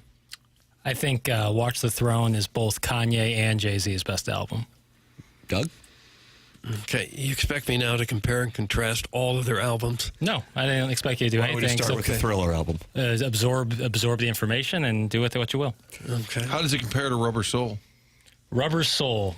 Who's that by? The Beatles. Consider one of the great albums. Rubber Soul? Yeah, I just wanted to counter your... I've never heard. I've heard. It's fine. Listened to a you lot don't of have to really answer it either. All right. It was rhetorical. Okay. Now Jackson's looking it up, and we've lost him. Mm-hmm. Yeah, I'm useless to you. Oh, okay. I recognize the album cover, but I didn't know it was the name of the album. Yeah. Greatest album of all time. Is that right? You think so? No, no. I'm asking. Oh, I'd go Thriller. I'm Thriller all day. But at the same time, perhaps that's a product of when I was born. Yeah. And like if somebody was born like around Jackson's age, I highly doubt they would cite the Thriller album. Yeah, it's tough because if you listen to it in the past, like if you're listening to it years later, it just doesn't. I don't know if it has the same. Right, because it came out. I'm 5 years old. It's on vinyl, and you're just hearing. It means a lot. When the songs are consecutive. Now it's a different program. Marvin Gaye's "What's Going On" is ranked #1 by Rolling Stone. What's number 2? Is that just their opinion on what was the best, or I think they did a Gallup poll. They couldn't have.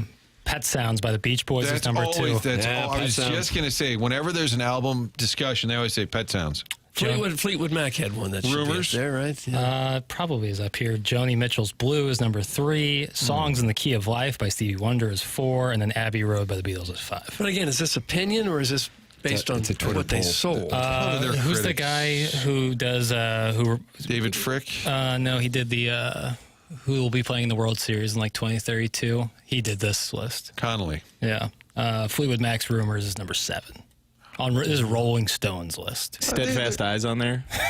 It's 472. Okay, then the poll's meaningless. Is the Chiefs got Blaine on there? Ladies and gentlemen, you can get involved on the program. The text inbox, 314-399-9646. And you can call in, 314-974-0101. Airlines, team sponsor of the studio cameras for the YouTube chat, TMASTL YouTube channel. 253 friends gathered, Doug, to talk it over and celebrate today's presentation. The first 25, 30 minutes of the program on the Billiken game last night, but because of the brawl in the Billiken game, and we had an account from a gentleman by the name of Smooth who called in. If you missed that, you can go back and podcast it. He was a couple seats away from it, and he hosts a podcast that I've been on, the Platform Sports Talk Show, and he gave his account of what he saw, and his account of what he saw was that Philip Russell, who used to play for the Billikens, a Vaughn high school grad, class of 20, I think, Martin. I could be wrong on that. Sounds about right. His mom, they were just kind of going back and forth jokingly with some Billiken fans. And then toward the end of the game, the joking got a little more serious. And then it led to the scuffle. That is his account of what transpired. But you are going Friday night, and you don't need to bring your brass knucks. Well, again, I am surrounded by security, so much so because of what doctors call a height issue. Oh. You don't even know if I'm there. So people might step on you because they won't see you? Doctors call it a height issue? It's a medical term? Doctors call it a height issue. I'm going and getting this surgery in China. I think it's scheduled for March, where they're going to break my legs and then put in a couple of steel beams that's going to get me up to 5'7". It would really and then be at that funny. point, I will be at Brio and Bricktops nightly. So just heads up. And maybe Napoli on a rare form. I'd like to see you go to China and come back and be about 6'7". Oh, trust me, the ladies in the area would do. See, I'm telling you, I've seen the video. I think I've talked about this. I've seen the video of a guy who actually did this.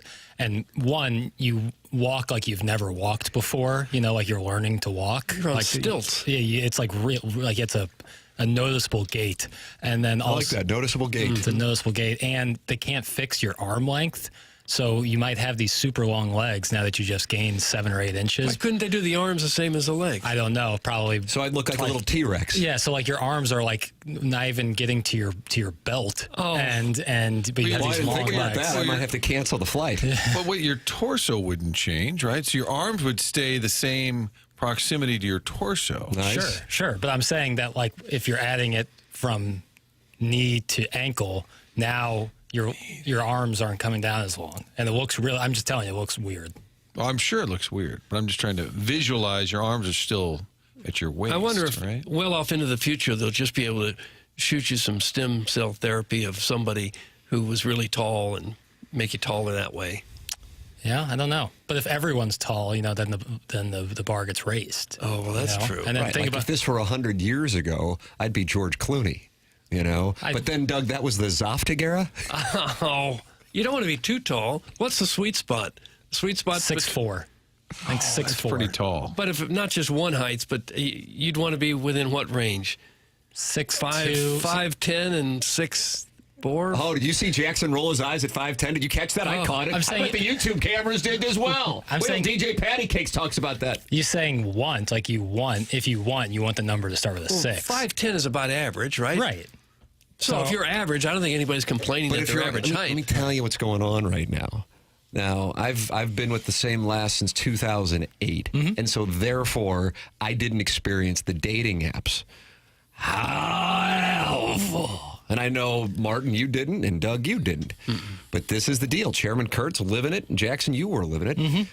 There are filters, and the lasses can set 6 feet as they need to be 6 feet or taller. Oh, and so that kind of becomes the running joke that guys say they're 6 feet tall when in reality they're like 5'10". Right. Or like, they'll take a picture of like a high bridge in the river, and they'll put a caption over the river saying 5'11", and then the bridge is 6 foot, That's the difference. I didn't follow that, but I liked it. It was a bad analogy. It's better if I could get a visual, but this is an audio Can we medium. get you a chalkboard back there that you My can... grease board? Yeah, here, give me a second. Because some of your theories and stories need a little further explanation. I'm personally a visual learner, so... I'm 6'3" and 200 pounds, and I'm perfect for Jackson's taste. Doug, that's from Eric in the Central West End. It's true. Oh. I don't think you want to be too tall. Yeah, I mean, unless you're a basketball player, it would be to your disadvantage, I think. Right. So much of life could be a hassle. Clothing, cars, everything, walking into buildings. Beds and everything. Stepping on Tim. That's what's going to happen at the dating game on Friday night. Step on you. I mean, it's going to be so awkward for my children to watch me get stepped on. And then your wife should go yell at those people, and then they touch and say, "Oh, now that you've touched me, now it's on. We got to go." Now it's on. Then the brawl. Doug Jarrett is on the line, and he wants to talk it over here on the Callier and Thompson phone lines, 101 ESPN and the TMA STL YouTube channel. Jared, good morning. You're on with Jackson Burkett. Oh, good morning, fellas. How you guys doing? Oh, we're just fine. You? Good. First-time caller, long-time listener. I think you guys probably have arguably the best show out there because you guys are actually funny and give a darn. Huh. God bless, Doug. How about that? Thank you. Arguably. Really, the funny aspect is the best because the jokes are out of control. Well, that's jokes. Doug. Doug works blue. Okay. Yeah. No, you guys are great with the comedy. It's too good. Oh, well, thank you. Yeah, it wasn't a big take. I always get a little funny about the talent aspect of sports. Like Randy Kurker is like, the Cardinals just don't have enough talent. That's why they can't win. Or the Blues don't have enough talent. That's why they can't win. I'm not arguing you don't need talent to win, but I'm like, what about those gritty seasons like 2019 when the Blues, they had some talented players, but was Boston arguably a more talented team on a roster? Sure. I'm like, they just had an identity and like a sense of purpose and a grit. And I really think like that, to me, I know the league has changed, has pushed the St. Louis teams past a lot of people versus like, oh, we just got the most talented guys, so we need all this talent. And I'm like, yeah, but we did it without that.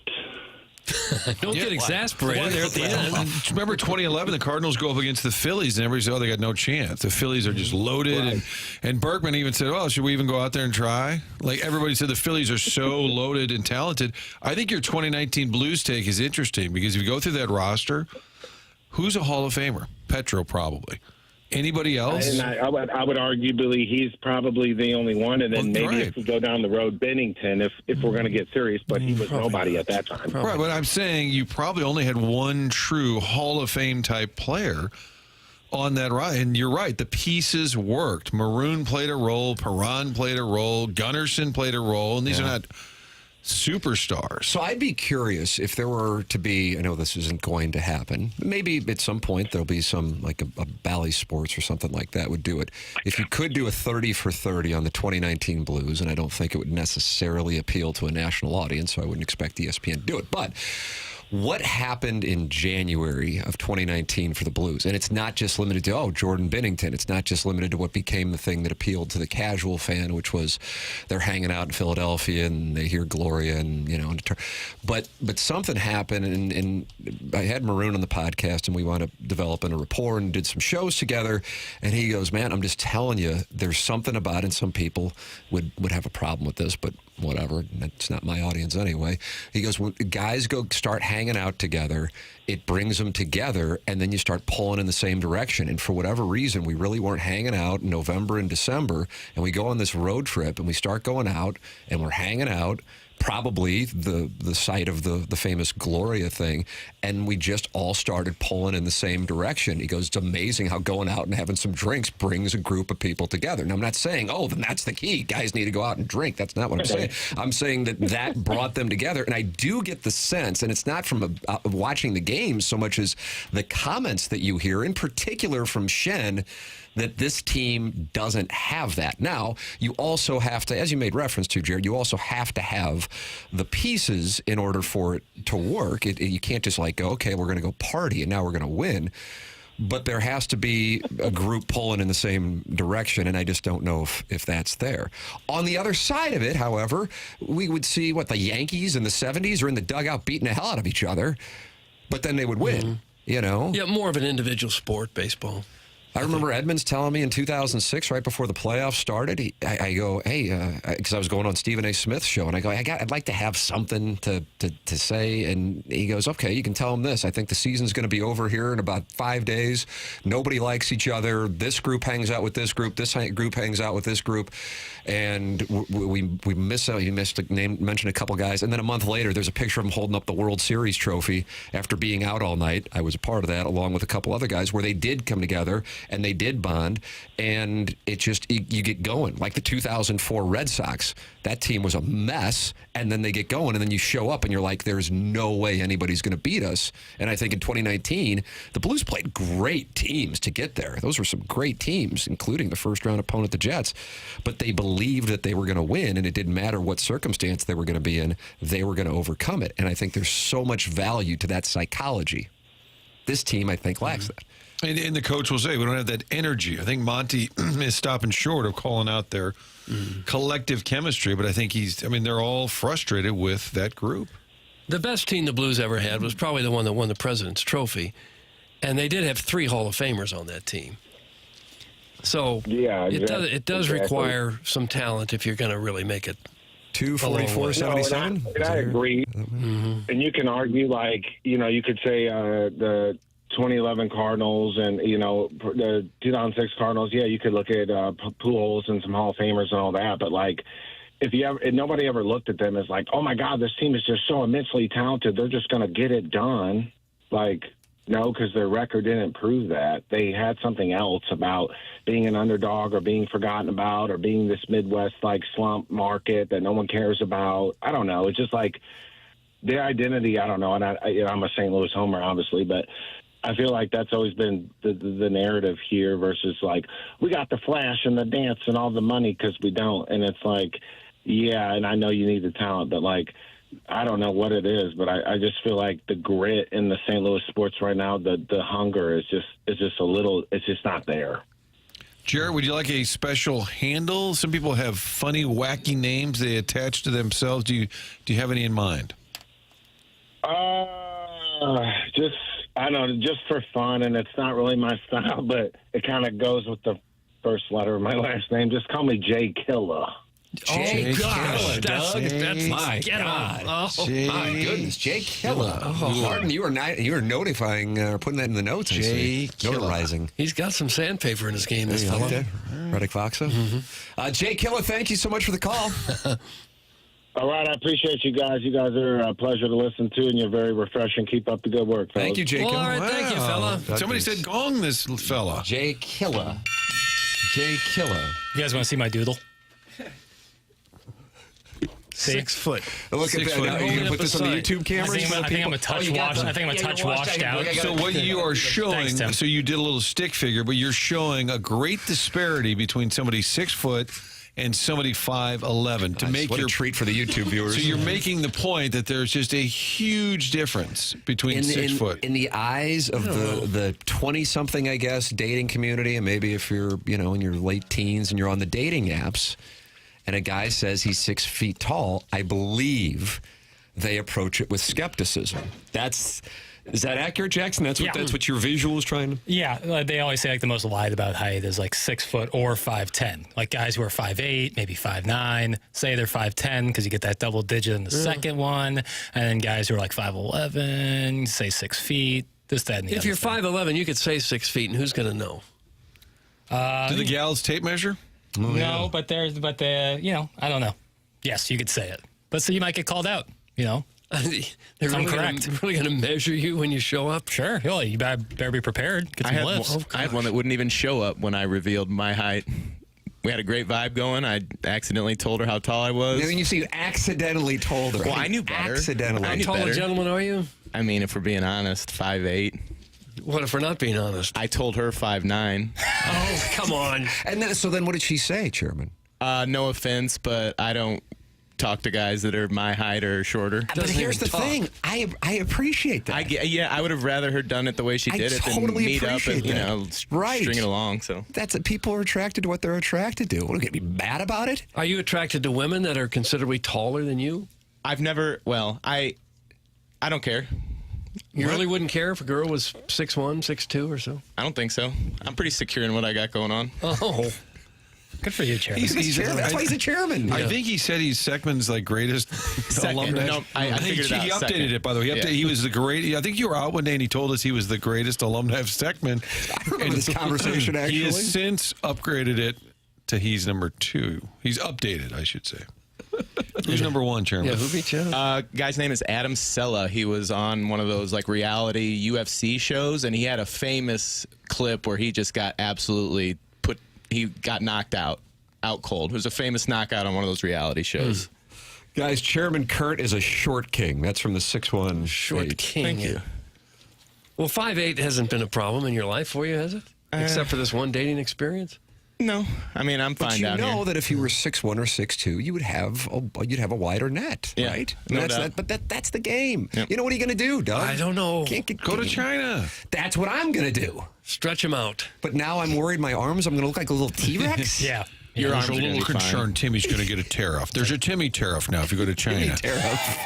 Can't go to China anymore. Your thoughts on the Timmy tariff? 314-974-0101. You also can participate in the conversation in the YouTube chat where people are telling each other how tall they are in the YouTube chat. I see. It's nice. Get to know each other. MD 2020 is 6'2". And he says, nothing would be hotter than a gal who could throw me around a little bit. Oh. Doug, we don't want to kink shame. Gosh. Don't do it. Don't do it. Don't Throw do him around. Okay. Like box him out. Get the board. Do you think AI is going to eventually come up with something to get you growing again until you can reach a height that you like and then I don't think turn it. it They off? could do it in the next couple hours. I don't think it'd be AI. More I think you're going to be able to cook it up the way you want it before you get going. Like as a parent, I think you'll be able to kind of a la carte pick maybe some features that you'd like to ensure. Oh, like you're building a Honda? Like a Mungan-ass car. Oh, nice. Oh, there you go. That was a nice weave, Doug. They call that a weave Right. in the It'd be a business. perfect height. I think it's a wide open Wednesday. The chairman's been talking to a lot of people back there. I love when he says, "What do you got?" That's the filtering process. What do you got? But your filtering process for the Design, Air, Heating, and Cooling email today, you got laid into in that YouTube chat, bro. I don't care about them. That's not true. I love some of those people, but I don't care about their opinion on my filtering process. There you go. Be steadfast. Ladies and gentlemen, you're welcome to email in and see if you can get through Chairman Kurt's filter, which is steadfast. Self-made stay-at-home Ladue mom could be making history in 2 hours. There will be a live post-game. If she is to win, she will address the media, and there is a special ceremony if we do have our first ever female winner of the Design, Air, Heating, and Cooling email of the month. Doug, we could be on the precipice of history here on 101 ESPN. This is fun, Could too. well be, yeah. This is fun. I wore my all black in celebration. Ladies and gentlemen, the program's called The Morning After. It's presented to you by Brown and Crouppen on 101 ESPN.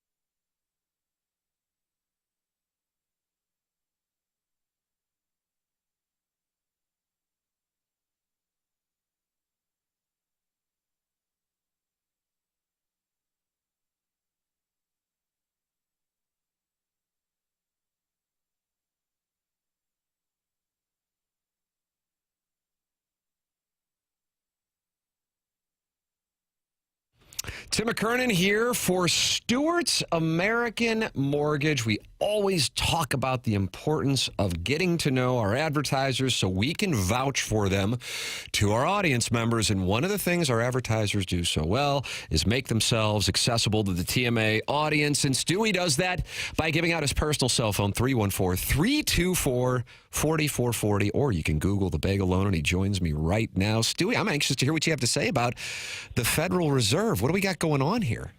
Well, Tim, before we talk about that, I'm 5'9". Where does that put me?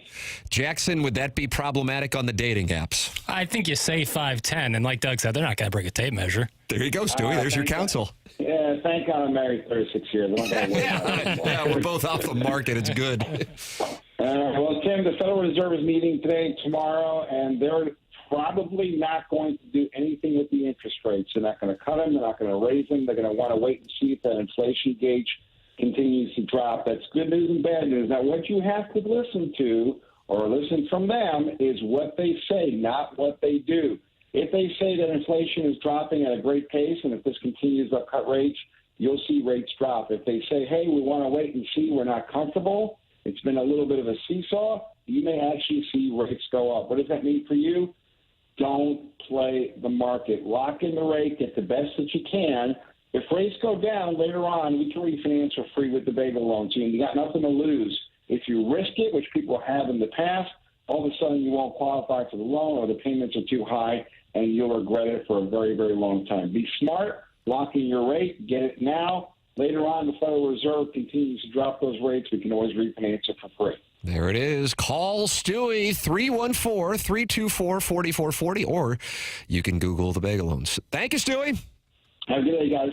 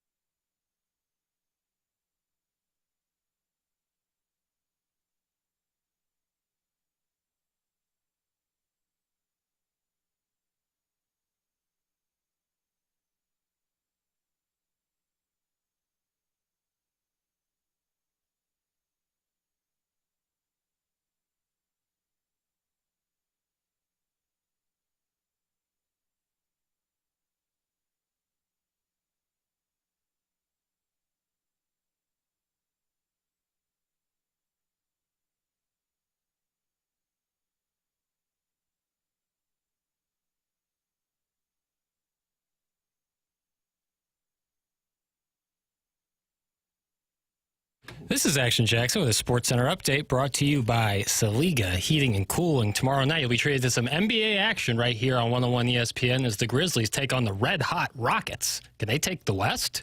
Find out tomorrow night as they pregame at 8 p.m., tip-off at 8:30 right here on 101 ESPN. That was another Sports Center update brought to you by Saliga Heating and Cooling, an independent American Standard heating and air conditioning dealer.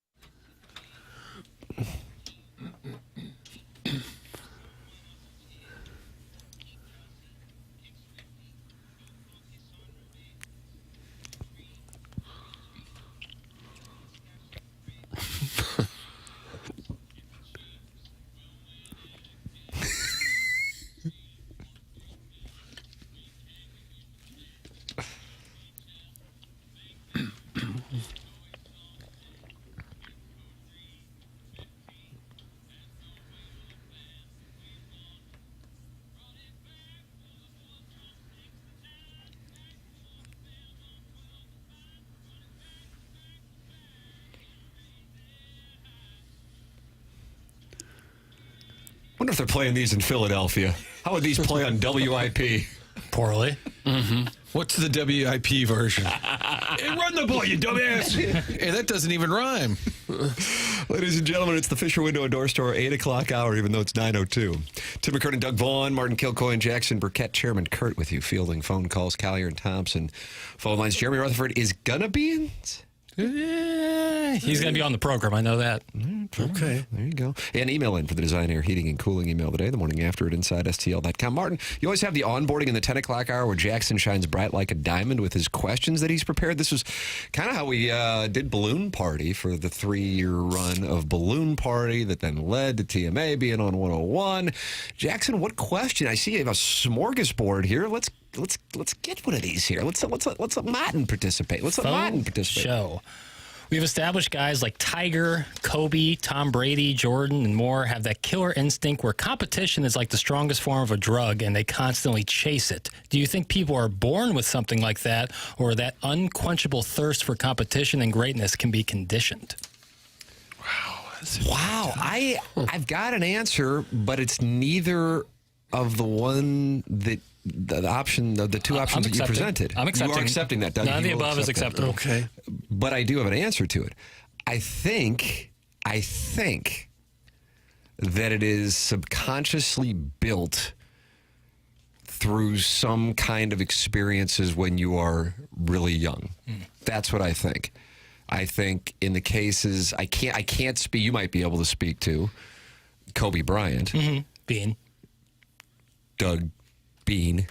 But what did that mean? It's his middle name. Bean? Yeah, after his father. Jelly Bean. Right. Oh, okay. But in the cases of Tiger Woods, he was watching his dad hit balls nonstop when he was a baby, and then 1 and 2, and then the next thing you know, he's out there, and then he's playing with kids, you know, who were way older than him when he was like 5 or 6, and then his mom. The other side of it, the golf side, was his father. The mom, a Buddhist who, you know, was big on the mental side of it, and then also kind of trained his killer instinct. But I think that was like the perfect storm there. Jordan, famously, perhaps one of the most famous stories, getting cut. I feel like from high school basketball, and I feel like Brady had something I watched. I don't know if it was at the Patriots thing that they did on Apple TV. You guys might be familiar with it. I mean, when you look at Tom Brady now versus Tom Brady when he was in high school, you go, oh my God. Mm-hmm. The fact that he got to Michigan is surprising to me. Mm-hmm. You know, I mean, famously, you have the draft picture where he just looks like a guy. Yeah, tough angle for... But he still had to get to Michigan. Yeah. And I think he was on that 97 national championship team. I know he didn't play on it, but that was Brian Greasy and Charles Woodson. But either way, I think it's I don't think you can train it.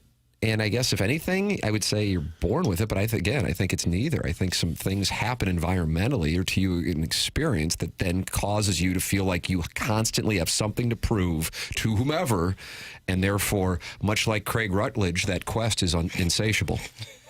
No, that's what it all got down to. Is Craig was working up to that. That was the payoff. Sex appetite. Didn't see that coming at the end. Not necessarily. Didn't see it.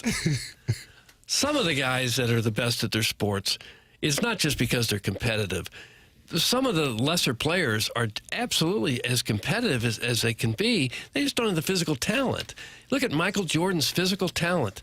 How you got to say he was insanely. LeBron, same thing. The Wilt Chamberlains, the people like that, Shohei Ohtani, they're just physically better than everybody else. They've got the drive to maintain that, but it's not just the competitiveness. There's a lot of guys with much lesser physical tools that are every bit as competitive. They just don't have the talent. Well, there's been a lot of players on the Blues and Cardinals over the years that fans love, those scrappy guys that probably bust their balls just to get to the big leagues. In some ways, they may have had to work harder to get there. And have an unbelievable drive, I agree, but you can't be jumping over people like Michael Jordan just because you're competitive. No. It's that unbelievable combination of extreme talent plus that edge. And it's why you hear so many players or teams say, nobody believed us. They sort of talk themselves into these fake enemies all the time just to kind of have that fire burning, even when they've won already a bunch of times. But I would say you're born with it, but then it has to be sort of fine-tuned. Yeah, kind of nurtured a little bit. You know, clearly Tiger Woods is a great golfer. But if his dad didn't work him, would he have achieved at this level? He might have been on the tour, but maybe not have had the greatness because of the work his dad forced on him. The intangible that all of those names that Jackson listed, and I want to make sure I get them, Jordan, Tiger, Kobe, Tom Brady. Yeah. They're never satisfied. Right. And anytime we talk about this more along the lines with business, because I'll see it with people who are successful in business, and I go, God, you could be sitting, take your pick of really at this point now, wherever, and yet you just are never satisfied. You just want more. That's what gets you going. And Stan Kroenke, you've always been a fan. I really like his integrity. But ability to delegate. But with Jordan, for example, I mean, that guy plays 36 holes almost every day. And I think for him, he can't play basketball anymore, but he needs that competitive outlet.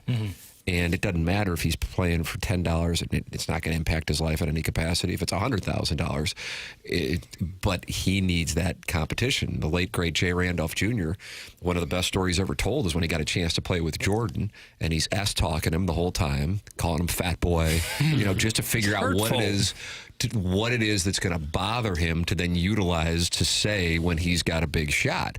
That's the game. What's the thing that's going to make him weak? If you watch Mickelson on these YouTube videos, he's been messing around with, Doug, is it Grant Horvath? Is that who it is? And he did a new one this week with Dustin Johnson, certainly somebody who doesn't seem like he gets too worked up about much. Yeah. You see Mickelson's tactics, like trying to figure out if there's anything. And I think for trying to get in Dustin Johnson's head, he just keeps talking because he knows that annoys the hell out of him. I think there's that. So you want to have the competitive outlet. There's a part of me that thinks Brady's just going to keep broadcasting because people say he shouldn't or he can't. You know what I mean? Prove people wrong. Right. I think there's something there. Well, think about his whole physique. I mean, he looks great for being almost 50. He's certainly into his health and wellness. And then you go back to the picture, he's kind of a doughy quarterback coming out of college, and it motivated. I'm sure the fact that photo has been heavily circulated also motivated him. But I think he wants to be like the greatest broadcaster. I think he's working hard at it. People I know are around him. Is he the greatest analyst ever? No, but I think he is just constantly driven.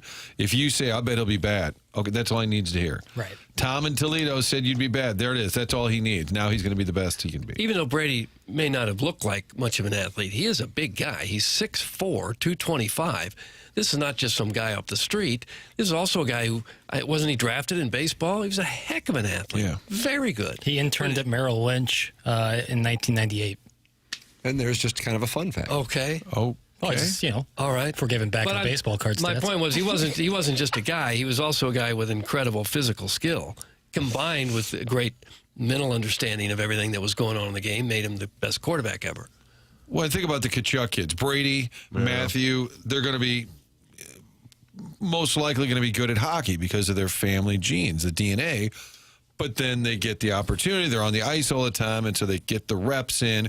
If Chantel and Walt never signed them up for hockey, which would have been really bizarre, and never had them out on the ice, then they probably don't get to this level. So you have talent, but it also has to be tapped into, for sure. Mm-hmm. It takes a mix of the two. I mean, I always thought about with Warner, how many guys are on the bench in the NFL that would be really good? It's just, no, you weren't a high pick. You just never get that chance. And the talent is there. So it's all these combinations. To actually achieve at a high level, you have to have the opportunity. Michael Jordan gets cut. Was that Cornfield who cut him, I think? I think it was Gary Cornfield. So, Had another mistake he made. He said that was the second biggest mistake of his career. Right. Cutting Jordan. McKernan Tim was #1. first. Right. I told you, see? You tried out for basketball and you were 4 foot nothing? 4 foot how much? It's really insulting, man. Did he step over you at the tryout? Stepped on, and then therefore I was not able to play. Where does Jackson get? When do you sort of come up with these deep dives? Because I read them every day. They're great. Glad you asked, Martin. Inspiration usually comes in the morning for me. The sun rises, as does my mental acuity. And so I tend to just peruse, whether it be Twitter or some headlines, and something conjures up. It's tough to really point out the process because it's so sporadic. But when something comes to me, I just I write down like a little sentence, and then I build from there. Because, for example, in 8-3, which I believe that segment has passed. Yes, it has. According to the dossier, potentially we could have discussed this topic. Mm-hmm. In general, what is it about football that we are so damn drawn to? I don't know why you had to swear. Yeah, I had to explain that to my kids. Watch it. I also get a little, fire in the morning. Do you? In general, what is it about football that we are so damn drawn to? It's not that fast. It's a tad confusing. It's not personality driven per se. Why do we love it so much? That's your football discussion. Yeah. That's interesting. That's a good jumping off point. It's an interesting, just something to chew on. You're walking around today, going from your desk to the bathroom or something, chew on it, let that kind of simmer, let it marinate, even percolate. Darn. Okay. I think the pacing's just right. For football? Yeah, but baseball's a little slow. Then the Hockey might be question fast for some people to follow. Why has soccer captivated the vast majority of the world? It's certainly popular in the United States, but not to the level internationally. And why has American football not captivated the world? Right. Like, what about just being in America or an American draws us to football, where it doesn't really do that with most other countries? And then vice versa with soccer. I think it's what you're used to. Just grow up playing soccer nonstop, watching soccer nonstop. It's your thing. It is kind of amazing that football hasn't taken hold all over the globe. Yeah. That's why I want to chew on this. I guess it's kind of expensive. The equipment's expensive. People get hurt a lot. There's some countries that don't want anything to do with that. Sure. And soccer is so ingrained in most of the world that they don't need another sport. Well, the overhand throw, that's not real popular around the world. The old overhand throw. Yeah. Overhand. Also, Tim, rugby, it's a lot of laterals. Martin, I see you're taking notes and writing notes. What do you have? No, I'm just looking ahead here. How big of a factor do you think ego truly plays in sports? I think there's a little bit. We had a little overlap here. That's a Venn diagram. Competitive. Now we're going into ego. You're kind of the Zen sports guy. Yeah, there. I'm little Phil Jackson. Yeah, Little Phil. I think for everybody who's Burn the considered sage. the top at their sport because of their great competitiveness, there's thousands of people that had the same competitiveness that just simply didn't have the physical talent. Try to take a shot. Well, it's a shot at all of us. Didn't we all You want to played be college ball. You hit a home run off Tom Seaver. Didn't we all want to be professional athletes at some point? Weren't we all? Didn't we all try really hard? I wanted to be on AM radio. Okay. And then HD, that was the dream. HD2. Mm-hmm. I think to your point, Doug, there's a lot of talented people, but when you're talking about the upper crust, some people, when they have that talent, might rest on their laurels a little bit. They're comfortable, they know what they're doing. It's that drive, that next step, that's just that one little variation of the DNA that sends them to the next level. It would make a difference if you got two people with similar physical talent. Yeah, would agree. Ladies and gentlemen, if you want to get better at the game of golf and try to get to Jackson's level, I'm buying stock in this guy this year. What's your index right now? Like a 10, 9, something like that? Yeah, 10, 7 iron goes flying about $152 as the crow flies. You a stick over there? He's got game. I'm buying stock in him right now, Martin. I think he has his point of impact. That club face is open. I think the path is a little problematic.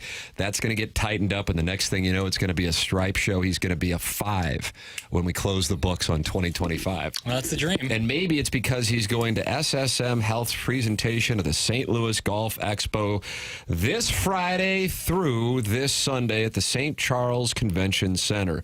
Get 10 rounds of golf, free balls, and Stiefel Charity Classic tickets while they last. Shop big brands with Pro-Am Golf in the testing and fitting zone.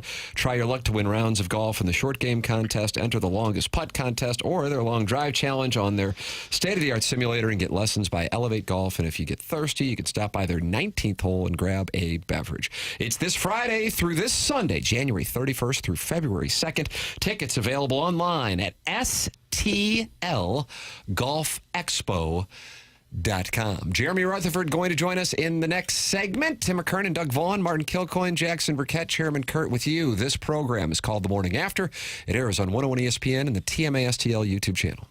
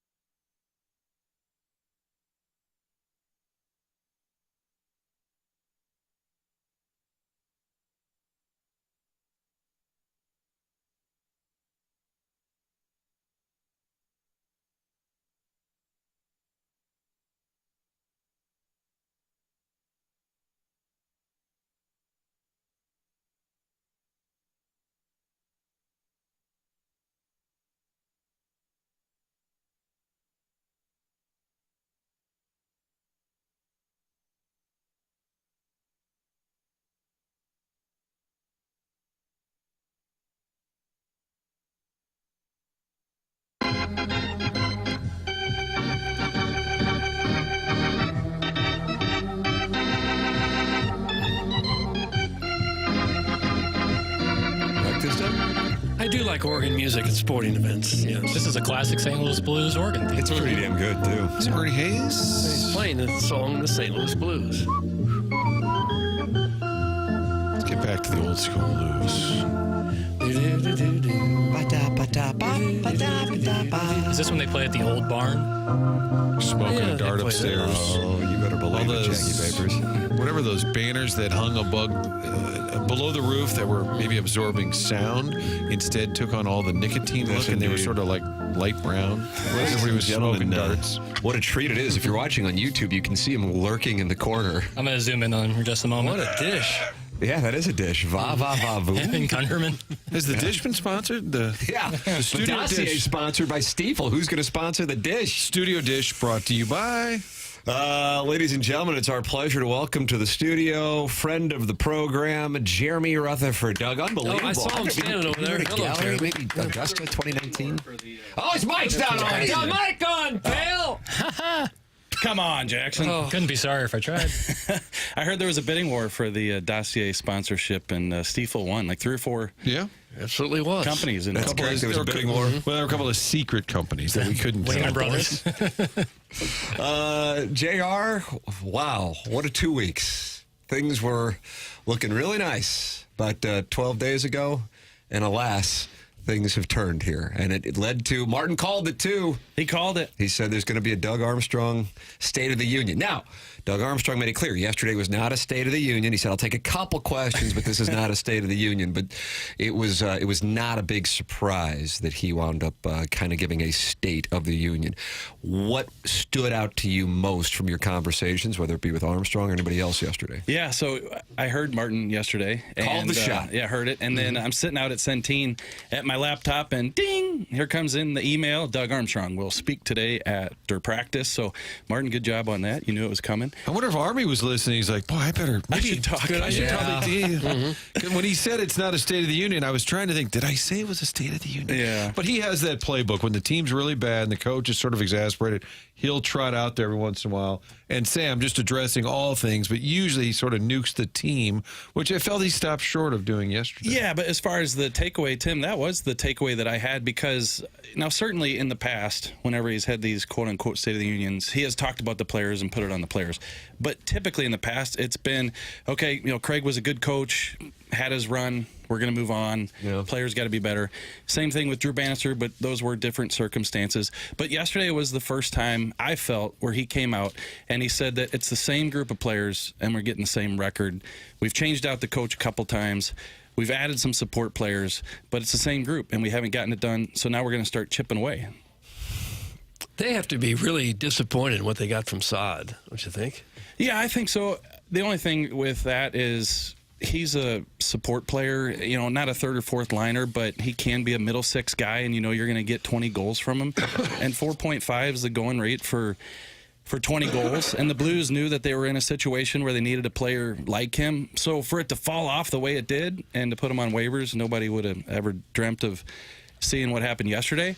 But I think, by and large, those first couple of years of the contract were about what you'd expect. Can I ask a one-parter? One-parter. We do take two-parters in the text inbox, but you're going to go one. Okay, I'll go two-parter. Yes! All right, two-parter it is. First one, Jeremy, is there such a thing as Festus sober? Because we have California sober. And then you can answer that when you feel like it, but I also want to know, when did it become so necessary or in vogue for players to get 8-year deals? Blues used to sign free agents for 4 years, 5, oh my goodness, and now it's become sort of the standard in the league. Yes, there is such thing as Festus sober. That's 8 beers. 8 Oh, beers. okay. If you drink 8 beers, you're Festus sober. Okay. The 8-year deals, you know what? A lot of that had to do with the salary cap because of COVID.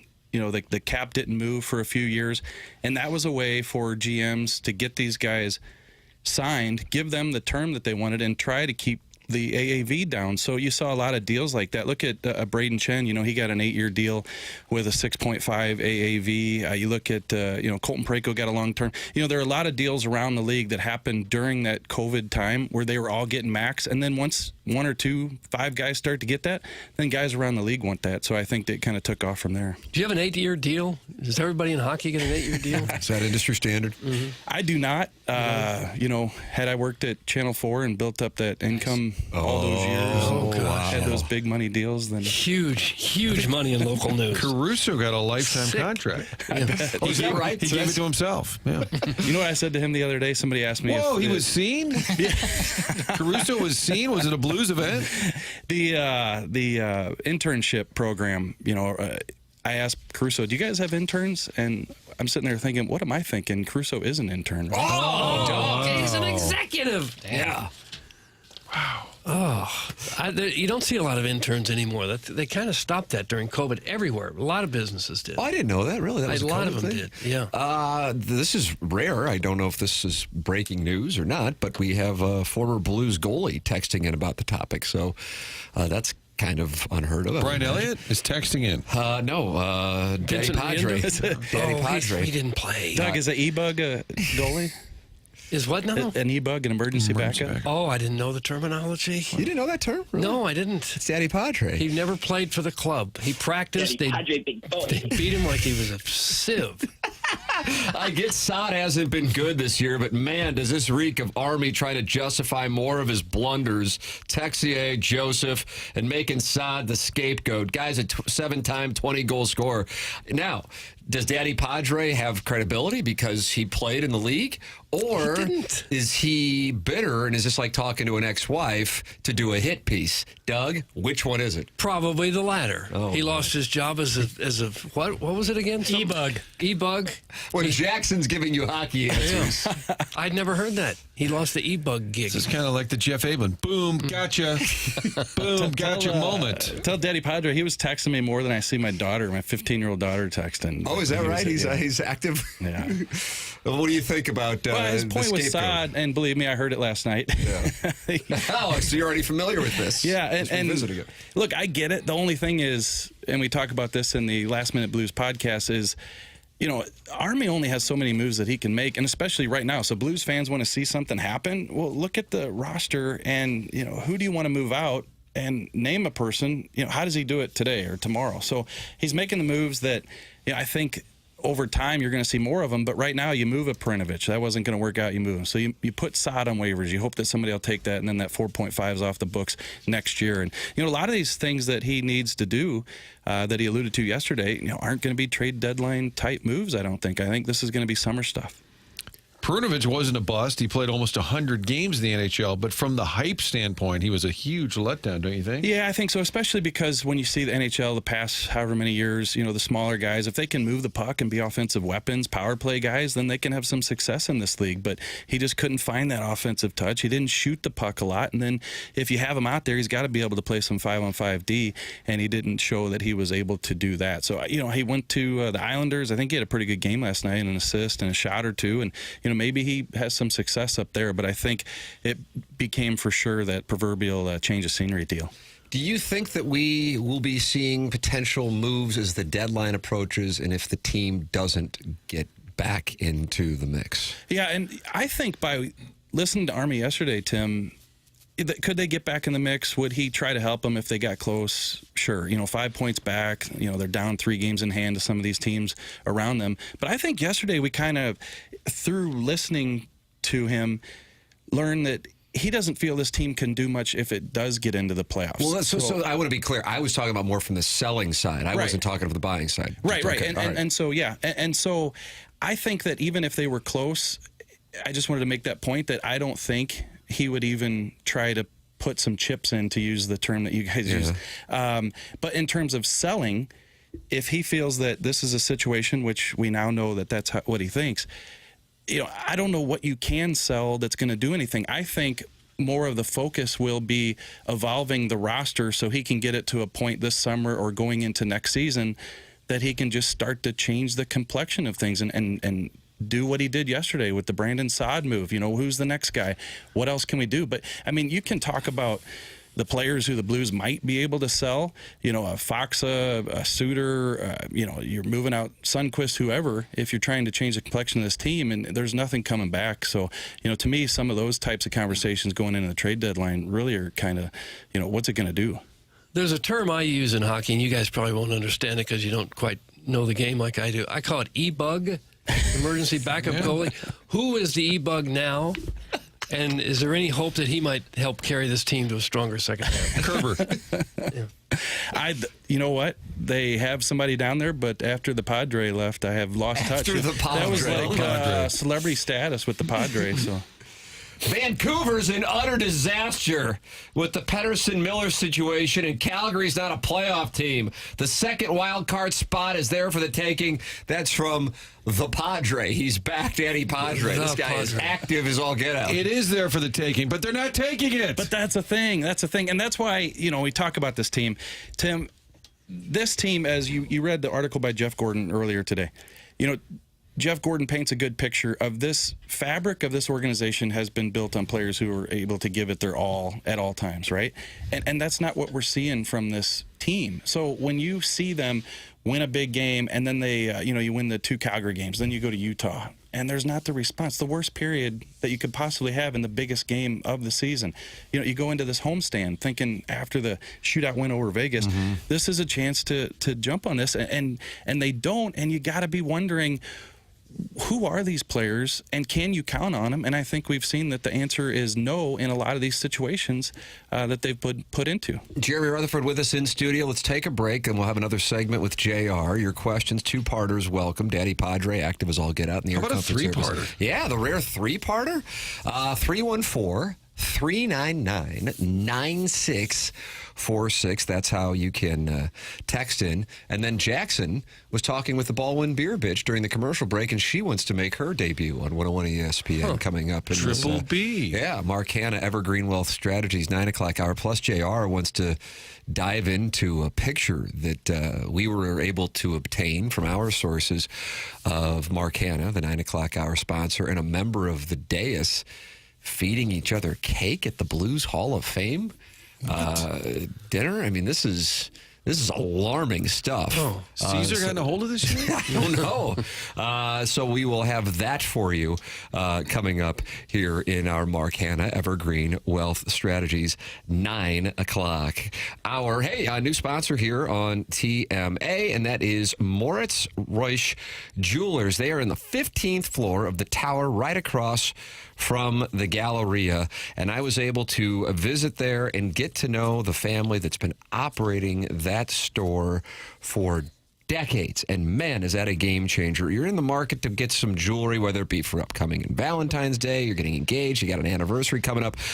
Most of us are going, oh boy, I don't know where to go. I don't know how to do this. I've got to have a budget. I don't want somebody like sitting over me and telling me, hey, you ought to do this, that. That's not what they do. It is private there. It's on the 15th floor, and it is impressive. They know the industry, really quality people as well.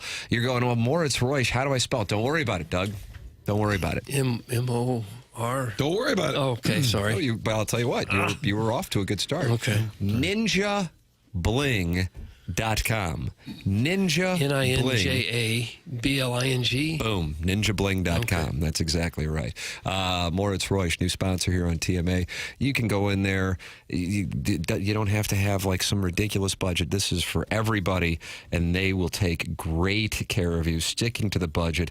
You'll be impressed. 15th floor of what was the University Tower, now the Tower, across from the Galleria on Brentwood Boulevard. Moritz Reusch, new sponsor here on TMA. Online at NinjaBling.com. This is the morning after. Jeremy Rutherford doing another segment with us. Baldwin Beer Bitch, who has won the Listener of the Month award. She's going to be coming up as well. And then the historic Design Air Heating and Cooling email of the day coming up in our 10 o'clock hour. This is TMA, presented to you by Brown and Crouppen on 101 ESPN and the TMA STL YouTube channel.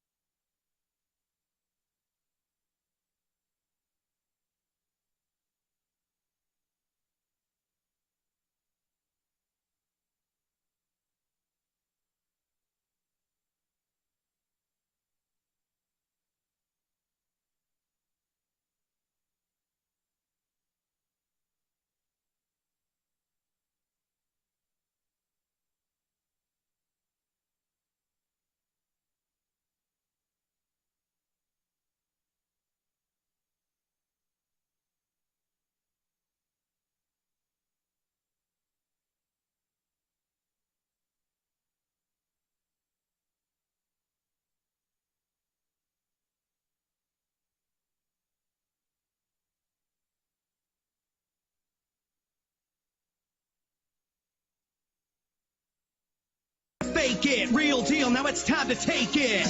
Sharpen up the blades, blood, sweat, and tears over decades. Went from last place in the whole league to the best in the West. Time to dig deep. It's game time, let's light them up. Boston Bruins. Jimmy Rutherford in for another segment, and we'll take your two-part questions, maybe three-parters. We've never done that before. 314-399-9646. Bob from South City. I'm flying to Colorado and Utah for the games. What are the circa odds that they win one of two? I'm going to wear my old school Oatsy sweater. Wish me luck, boys. That's from the 314. JR, what odds are you giving? I'm giving decent odds. I think Army's non-State of the Union yesterday has these players aware that he's observing now, and he's going to watch how hard they're playing, and they're going to come out hard. So I think with the Oatsy sweater, that they should be in good shape if you bring that sport. What did he say? Just needed to win one of the two? Is he just looking for some level of success? I think they'll win in Utah, lose in Colorado. There you go. This team is garbage. This roster has already gotten two coaches fired, now working on a third. Turns out you actually need good players. Not a sniff at the cup since 2019. Fire Army! Oh. That's from the 636. Gosh. My word. Can't fire him. He's on his way out. I agreed with Tim 11 months ago. Boots should have been dealt. That's from Daddy Padre. The Padre? I wonder if Padre's working today? Or was he... Yeah, he's very active in this text inbox. Were you surprised? Because that extension now, I feel like, over your time being on this show, we've seen it go from, I mean, we weren't working together when Bo Meester was the guy. I mean, then they win the cup, and then he becomes, the hero. But you remember that time where he was the guy. Then following that, am I missing somebody? Parayko? Yeah, Parayko, okay. Yeah. Then Kyrou. Now I feel like Sanford was mixed in there somewhere. Oh, Zach Sanford. And now we're on to Buchnevich and the contract. That is the focal point. Let's reverse engineer that conversation, because I do remember talking about trade him. My God, absolutely. That's what Daddy Padre is citing. That's what I like to see organizations do personally. And then but I also was operating the premise I didn't think they were going to extend him. Your thoughts on going back? Let's go back 11 months and see what were you hearing on top of not just your perspective on that, because that contract now is certainly getting a lot of attention. Yeah, for sure. But let's set it up with this context. This is what happens when you try to operate in the middle and you want to be competitive, but you also want to look to the future. So you take Buchnevich off this team. Who are you bringing in that's going to keep you competitive? And now we're talking about a Buchnevich who you think is going to be productive. He hasn't been this year. So, Doug Armstrong came out and said shortly after the contract extension that he actually went up to Pavel Buchnevich and he said, hey, you probably heard your name out there. Yeah, I was shopping it, but I was asking for the mother load. I think Elliot Friedman said he had heard around the league that as much as 2 first-round picks. And so, you could have made a deal and maybe just get a first-round pick and a prospect, whatever, but then you don't have a Pavel Buchnevich, and then are you that competitive team trying to make the playoffs that Doug Armstrong, Tom Stillman said they want to be? So, it kind of goes against what Doug has wanted to do in terms of giving contracts to guys that are going to take them to their mid-30s, a Perron, Backus, those types of guys. But they felt that he was the player who wanted to be here and could help them stay competitive. But you look at, I don't like to look at it in terms of how he's producing right now. That thing can change in 2 weeks and he's producing. But mid-30s for a guy who's going to start a new contract next year, it just, at this point, I don't know that was the right way to go. They put him at center for a while. Do you just think he got off track earlier this season? Like he never quite had his fit this year? Yeah, I didn't see a situation where Pavel Buchnevich looked comfortable in the middle, but the Blues went to him with the numbers and they said, look, 600 plus points percentage when you play center. And the thing is, they didn't have any other options. Shen, he had played there, but is he a guy that they wanted to come back and say, hey, you're our number 2 center? Dvorsky wasn't ready. They tried some other guys in the middle, even Holloway. But they wanted to make it work with Buchnevich, kind of forced it. I think he lost his confidence a little bit, kind of didn't get into a rhythm offensively. And even though he's been playing the wing now for a couple months, you just don't see that same mojo like Jim Montgomery said about him a couple days ago. Is there any possible best-case scenario you could envision where this team could put it together, get hot, and still win this baby? No. That is, sorry to chuckle. It's just that I don't see this team having the backbone that it's going to take to be able to go on a run and get in the playoffs. And as we know now, Doug Armstrong, I don't think at this point is going to help facilitate that. JR, the Blues are just like the Cardinals in terms of wanting mediocrity, but somehow it gets defended by the fans. That's from Sniffin' Holes. The fans don't want mediocrity. The fans are just hanging with the only teams they've got. What are you supposed to do? Say, I'm no longer a Blues fan, I'm no longer a Cardinal fan because they have a couple bad years? You can't do that. Yeah, how about that? You give them up and you become a Battle Hawk fan. That's the answer. In a league that'll be dead a year from now. Martin. Wow.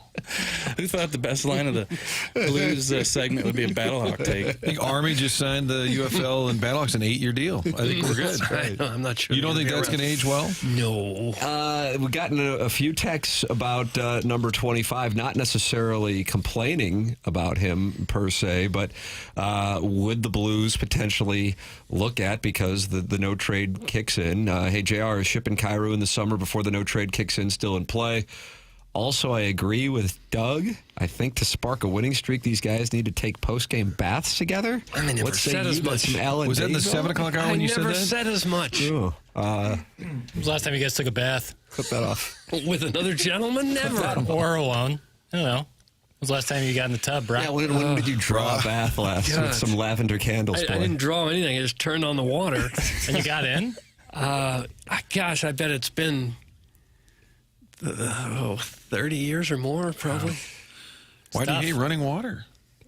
Why do I need water? Why do you hate running water? What's wrong with that? Well, I love it. That's why I take a shower. Big water. It's a little easier. My only thing is I used to fill the bathtub up to the top with water. Now I got to do it about halfway. Fill it up to the top. Oh, no. Science experiment. Oh, yeah. On the, we'll talk baths when you're not here, but on Kyrou, what's your answer on that? Yeah, so the way I look at that situation is I feel like Doug's going to look at the situation this summer and what can I do? And is he going out to move Kyrou? I don't think so at this point. He's produced. He's played well this year. Could he be better, more consistent? Sure.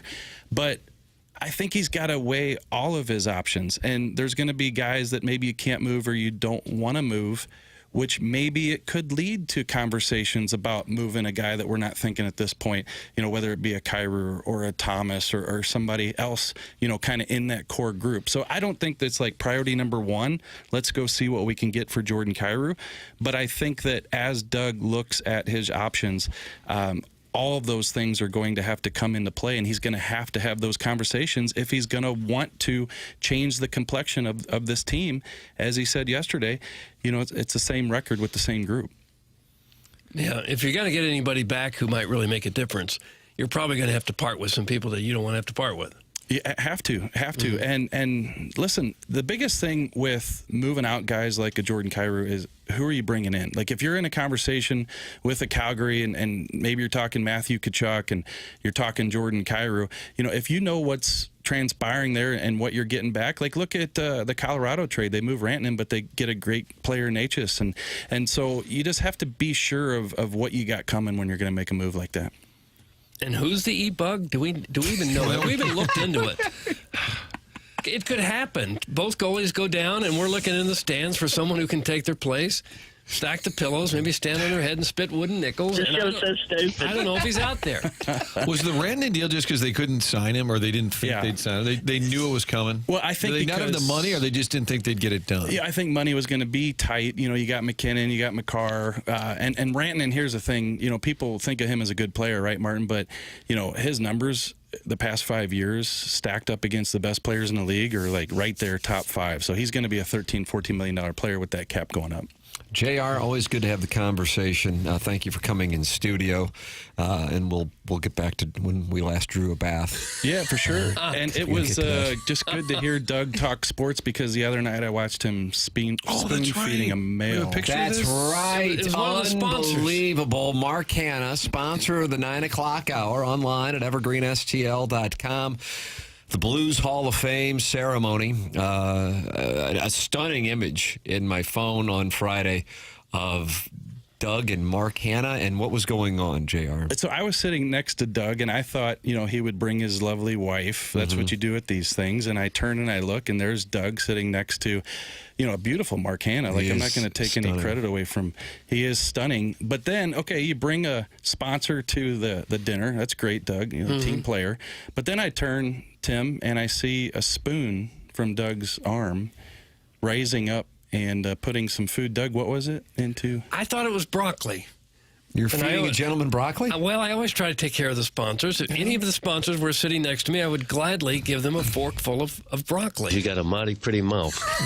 Those are your words, sir. I can have Jackson play it again. You got a mighty pretty mouth. I did not say that. Tim always says support Friday. the sponsors, so I think that's. I was doing my duty. Yes, he looked hungry, and I had some spare broccoli. That's all there was. JR, was that your interpretation? No, it looked awful. I've seen people on dates before, and this looked really similar. 2-pound carrot cake. I wouldn't give him any of that. Keep that for myself. Always appreciate the conversation. Thanks, it's Jeremy Rutherford with us here on TMA. You are welcome to get involved for the Design, Air, Heating, and Cooling email today, which is coming your way in about an hour the morning after. At InsideSTL.com. Compete. But if the self-made stay-at-home Ladue mom wins today, she makes history, becoming the first lady to ever win the Design, Air, Heating, and Cooling email today. How will Jackson and Chairman Kurt's filter change from the criticism they received in the YouTube chat? Will it change at all? Will they respond, or will they continue to be steadfast on their filtering process? Gentlemen, any deep teas? Chairman? I can tell you. A lot of moving parts here. I don't plan on changing anything. How about that? I echo that sentiment. If you're dealing with low energy, low motivation, you're tired all the time, weight gain, muscle loss, especially belly fat, these can be symptoms of low testosterone. Mentality is a local healthcare facility that specializes in helping men feel and perform at their very best. Mentality focuses on free testosterone levels, and many doctors overlook that, and this ensures your treatment is tailored to your body. The treatments are designed to fit your life, even with a busy schedule. Most insurance is accepted, making it an accessible option. It's fast, it's easy, and it's safe. It's Mentality. This year, stop settling for a fraction of your potential. Mentality's New Year offer is your chance to take back control. Men today have 30% less testosterone. Take back your numbers. Visit mentalityhealth.com/radio to get access. Ladies and gentlemen, the program's called The Morning After. It airs on 101 ESPN and the TMASTL YouTube channel.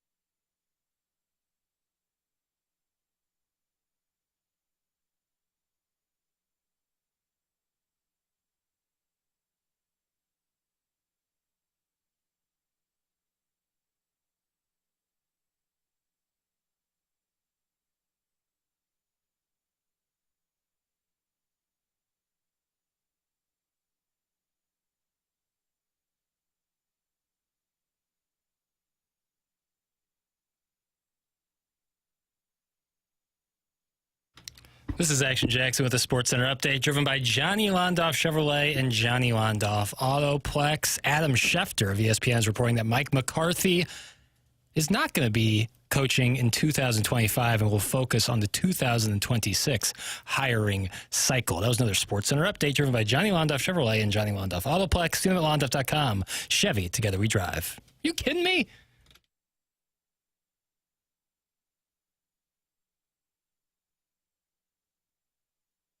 It's the morning after. Show is presented by Brown & Crouppen. Mark Hanna, sponsor of this 9 o'clock hour. You're welcome to get involved. Call in. 314-974-0101. Watch the program, youtube.com/TMASTL. And I see, Chairman, you're in there talking with MD 2020 about height? Yeah, MD 2020 observed that benefit of being 5'8" is that you could fit into a bathtub with Doug. Oh. And I said, that's why I'm hoping I don't hit one of those 40-year-old growth spurts. Those are dangerous. Happens from time to time. Doug said some things to me that make me think he might want me in that tub. What? Wow, you might want to talk to HR. What in the world? I don't work here. Yeah, I guess Sound Stories HR. I think I might be that too. Jackson, can I ask an update follow-up? Is there an update follow-up allowed? Yeah. Adam Schefter's reporting Mike McCarthy will sit this year out. Are there any jobs open? Is it not obvious that he's not coaching this year? I guess Am I missing? I'm not New questioning you. Sure. The New Orleans has a vacancy. Okay, there you go. So that would be the one, I guess. Maybe he wasn't much interested in that. So he just said, I've been making $8 million a year now for 15 years. I'll just take a year off. Hey, I see this blue light just started flashing. What's that mean? Someone's calling the warm line. Warm line? I'm going to take this one. What's a warm line? Jackson's you're going to take it right here? Well, not on. Oh, okay. Why not? The Billikens are on the front page of ESPN.com for the fight. That was our first half hour of the program. And we had an eyewitness call in with a very detailed observation of what he saw that was smooth, Doug. And he hosts the Platform Sports Talk Show. So if you would like to hear that, you can podcast. The podcast here on TMA, brought to you by Schaefer Door Company. You can always go back and podcast. Schaefer Door Company, sponsor of the podcast on TMA and throughout the day on 101 ESPN. If you would like to hear the firsthand account of that brawl, I was watching the game live last night, and all of a sudden, chaos. If you're a member of the TMA fan page on Facebook, number one, Jackson does an incredible job of moderating it. Number two, Buck Swope, who was the listener of the year last year, posted an extended video. I don't know if that's his own video, but it's like a 90-second video. That thing was a real life, all out brawl. I mean, it went on for a while too. So if you haven't seen that, TMA fan page on Facebook, and Jackson will let you in. Make sure you answer the questions to keep from Jackson the bots, or what do you call them? The Hoosier nesting bodies? Hoosier Trojan horses, or nesting bodies. Those all exist. Martin, do you follow? No. Does Buck Swope wear a Swope jersey to Billiken games? Just you'd have to supporting wonder. Isaiah, but also representing himself. Dave's drunk Uncle Larry texts in saying that the fight was between SLU fans, Phil Russell's family. Phil played for SLU before transferring to SEMO, then VCU. He's from St. Louis. Apparently the fans were heckling him throughout the game. Mom went up to confront them. Other members of the family got involved, and it escalated. I would say that's also a recap of our caller, Smooth, who was there, sort of saying that's exactly what happened. And Phil Russell, St. Louis kid, played at Vaughn. Yes, there you go. Well, I'd like to see Buck Swope's video. Has there ever been a better citizen journalist in our lifetime than Buck Swope? I don't know. Abe Zapruder. That's who I was thinking, but that wouldn't be in your lifetime. I think I might be the only one whose lifetime is Iggy still and around. Biff at the AVNs in 2022, or was it 2018? Maybe both of them. Ray King with the Matty Mock story. Yeah, I mean, this show has had some citizen journalists, and we're very proud of that. You can add yourself to that list. Baldwin Beer Bitch wants to do that. She's on the Collier and Thompson phone lines. Morning, Triple B. Hey, boys. How's it going? Hi, hello, bitch. We're doing good. You? Good. That doesn't get old. I'm glad you're taking my calls. I thought I'd have to move to Festus. No. Yeah, we do seem like we're really tapped into the Festus market. You, of course, representing Baldwin still? It's Manchester, 63021. So, east of 141. That's all that matters. Oh, you don't want to be west of 141? God, traffic really is rough. Oh, is that right? Absolutely not. Or is it a status symbol thing? I mean, we're no Mr. Licks here, but, I think east of 141 is definitely a cutoff. Okay, I didn't know. Good knowledge. All right. So. Well, what's on your mind? Thanks for taking my call, Tim. I just get so nervous when I know you're on the other line. Oh, for heaven's sake. There's so many women in the St. Louis area have said that. Is it because of his height? Oh, damn it, Doug. Well, you know, Mr. Baldwin Beerbitch and I are proud season ticket holders, and he actually said to me, I have to behave myself. If Tim's there with his family on Friday, I really need to make sure I'm in best form. You can stop Local this broadcast anytime. hero Tim McKernan. There's Senator Chris Clark, sports analyst, too. I do have a question for the dais, but before I get there, Doug, I just want to give you a shout out. You must be doing a really good job training Tamar Scher. She's doing a really good job backing up for you when you're not covering the Bills. When you're not there, Channel 4. Well, yeah, I haven't been there for about 3.5 years now. I just heard it was because you take 3-week vacation. Steve Savard laid that out. Yeah. But I don't. I never did. I am the best in the world in what I do. Steve Savard has never lied. 34 years there, I don't think I ever took a 2-week vacation. That's almost Stevie said. I had to retire to take a 2-week vacation. And retire I did. Doug, you're nothing but a talking head. Savard's better than you. Shut up. Okay, that's the material. Stay with Chevy. Okay. All right. Well, Did you say no, Triple B? Are you a Billikens season ticket holder? Is that what you're referencing? Yeah, so I actually married into it. I went to SLU from 2010 to 2014, never went to a single game. And then my husband didn't even go to SLU, has been a diehard Billikens fan since a youngin'. So. Were you there last night? Yeah, so normally we sit in 116, which is the section where the brawl broke out. Wow. My father-in-law had the seats last night, so we were in a different section. But I just wanted to say, so it's a weird section because it's behind the visitor bench, so you have a very interesting combo. You have the 80-plus geriatrics who can't see anything, who want a foul call on every play. Mm-hmm. And then you have 30 to 40-year-olds who are chugging beers, heckling the visitor bench and the visitor fans. So just a question for the day. I'll go ahead and hang up and drink bleach. But preemptive. So, you know, at what point does it cross the line? So I'll just set this up. So, you know, last game, we were at the LaSalle game. Maybe I'm a woke Libby like Jack. I don't know. But there was actually Billiken fans behind us yelling, you know, obscenities at the LaSalle fans.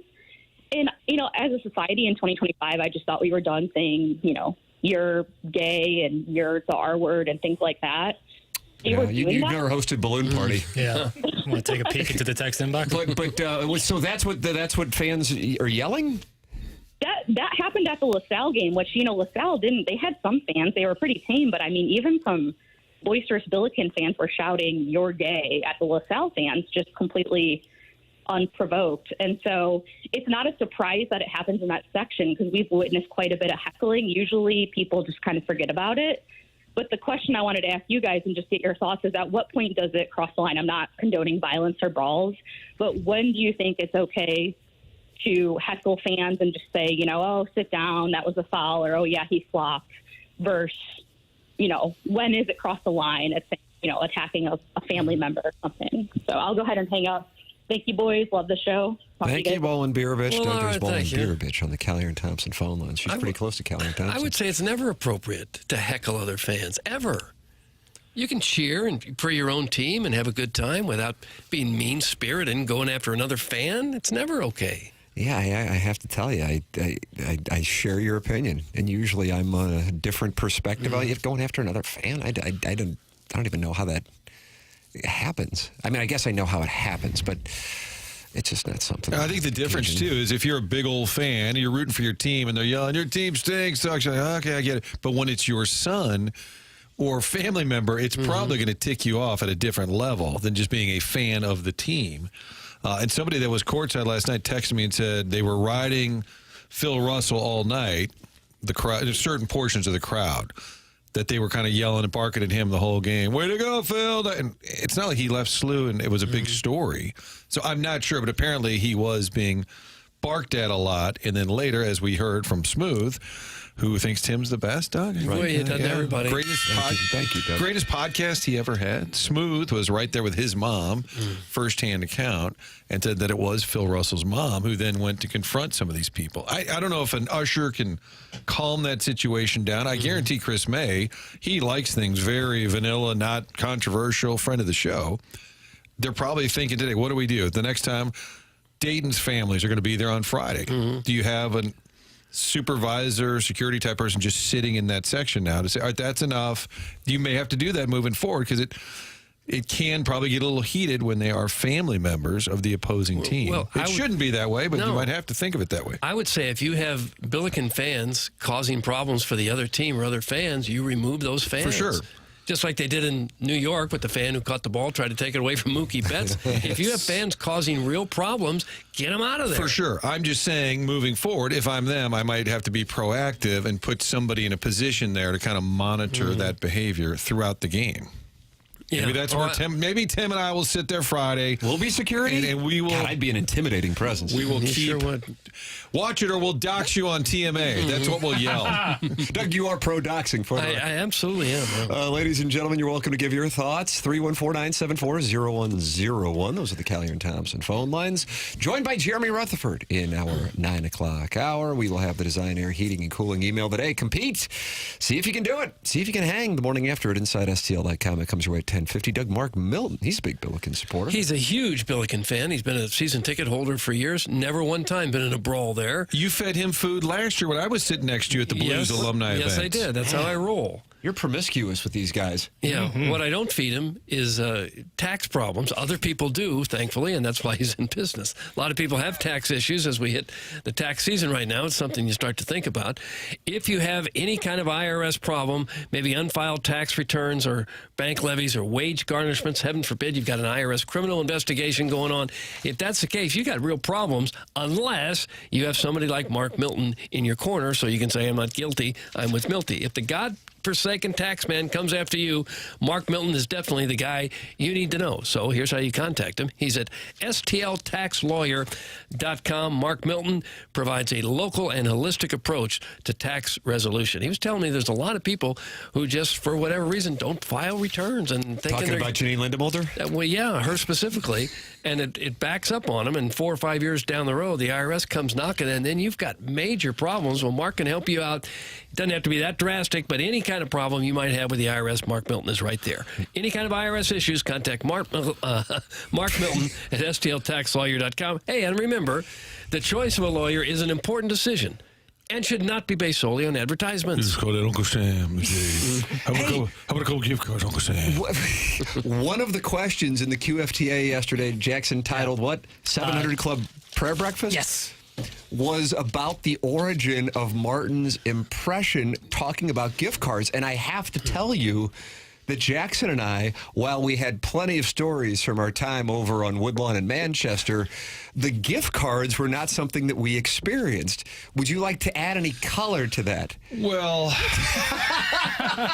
and one of the things I've noticed is that you said it's a $100 gift card, but there's only $45 left on it. I know that some staff members back in the day at the old station were encouraged by the upper management to get gift cards from their sponsors. And we'll give those away. But then said person would be seen at said client's place using the gift card. Oh, is that right? So I extrapolated the fact that the cards then back in the rotation would be handed out, but they'd be minus a portion of the value. It's probably, because somebody had already sampled and then they got gift put card back into the price. It's like roulette, you never know. You're going to get one with $50 on it or $100 on it. And I also, in my head, thinking of this person, know that they would probably have a shyster element. And so if they wanted to cut you a deal, instead of handing you cash or a check, we'll just give you a couple gift cards. And then you find out that they've already been used. Right. Sir, this gift card only has $9.42, but it says $100. Sir, it's been used several times. We'll just sell some for $9.42. Kimosabi, have a great lunch. Edit this into QFTA yesterday, that question. People were like, I said, I love the impression. I said, I know the impression is John Hadley, who used to run... Air quotes, Stephen Jones, air quotes, run the station. KFNS, but I didn't know the history of the gift cards. Yeah. Some of the sponsors would tell some of the on-air staff, hey, this one guy keeps coming in, and he's always got a gift card. So then I extrapolated that it went back into circulation. That's a fair extrapolation. So it's a true story, and then a tad of my interpretation of what happened next. Artists' renderings. What did Letterman call it? Writer's embellishment, and they would flash on the screen. Martin, I got an email yesterday. Martin is now halfway through the onboarding process here at Hubbard. So he is that. I bet there are people who worked their entire career here and never really did get fully onboarded. There's so much paperwork. It's rigorous. We did a little teasing work yesterday, too. And then one of them actually is like how to help Tim stay secure at Chaifetz on Fridays. Thank you. That's going to be one of today's programs. Thank you. Thank you for tending to that. Jackson, good news. When I brought up the TMA fan page and how you can see the Buck Swope video, we have a flood of new member requests for you to sift through today. Oh, nice. TMA fan page on Facebook. Buck Swope, again, best citizen journalist of the year. I think already. so. And Maybe ever. January. Who's on that 29th. list? Citizen Abraham Calvin May Zapruder. was an actual journalist. Mount Rushmore. Ladies and gentlemen, this is TMA. Martin will see you tomorrow. How about Aaron Brockovich for citizen journalist? Good take. What's your Mount Rushmore of citizen journalists? And I see Big Al's on hold. You might want to stick around, maybe delay onboarding for that. I'm sure it'll be energetic. It's coming up. TMA 101 ESPN.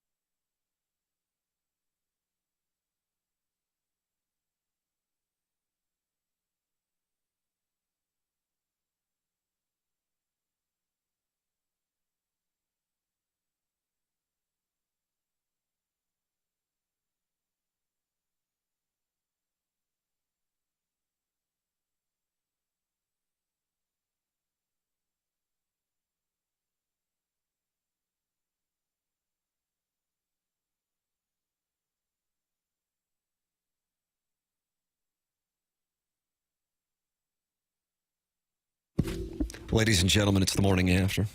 10:18 in St. Louis. Tim McKernan, Doug Vaughn, Chairman Kurt sliding in as Martin Kilcoyne, now halfway through the onboarding process here. Okay. Gosh, it seems like he's had to take more testing than what you have to go through to become a coach at the CYC level.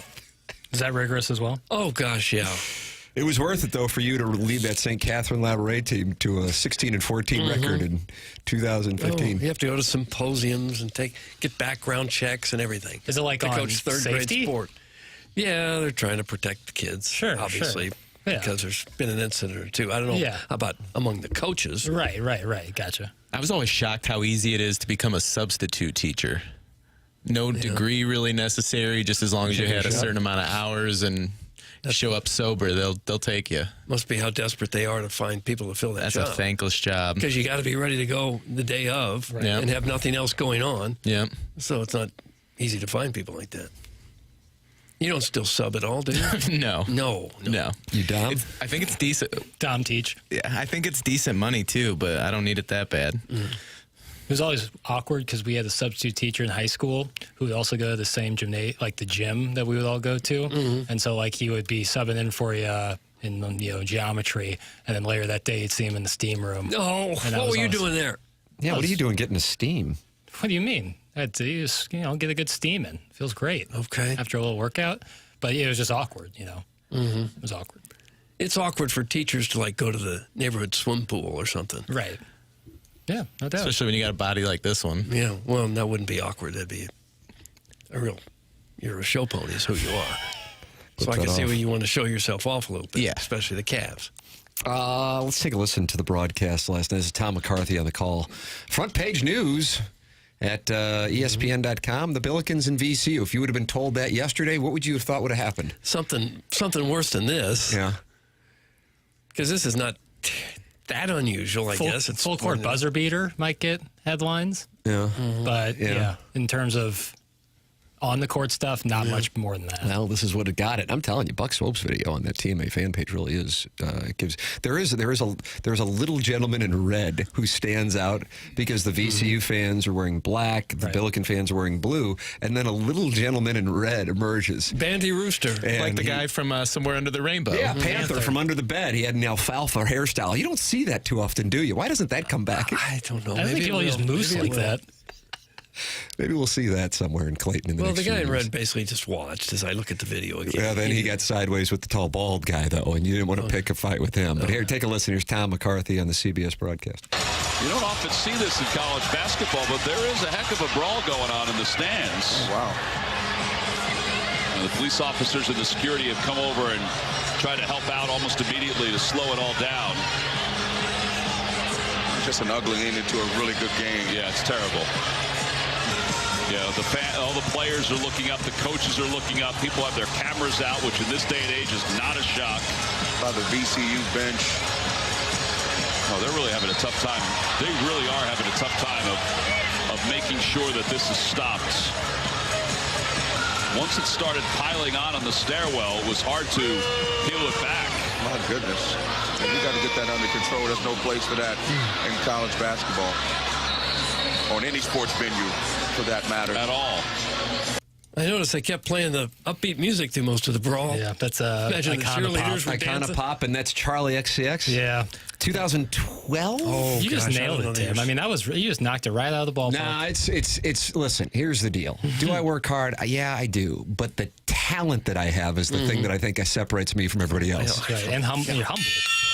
Not that bad. Who knew Doug was such a thug? Come on, I expected better from you. That's Sharon and Sanibel / Clayton. I've seen a lot more rowdy fights than that at sporting events.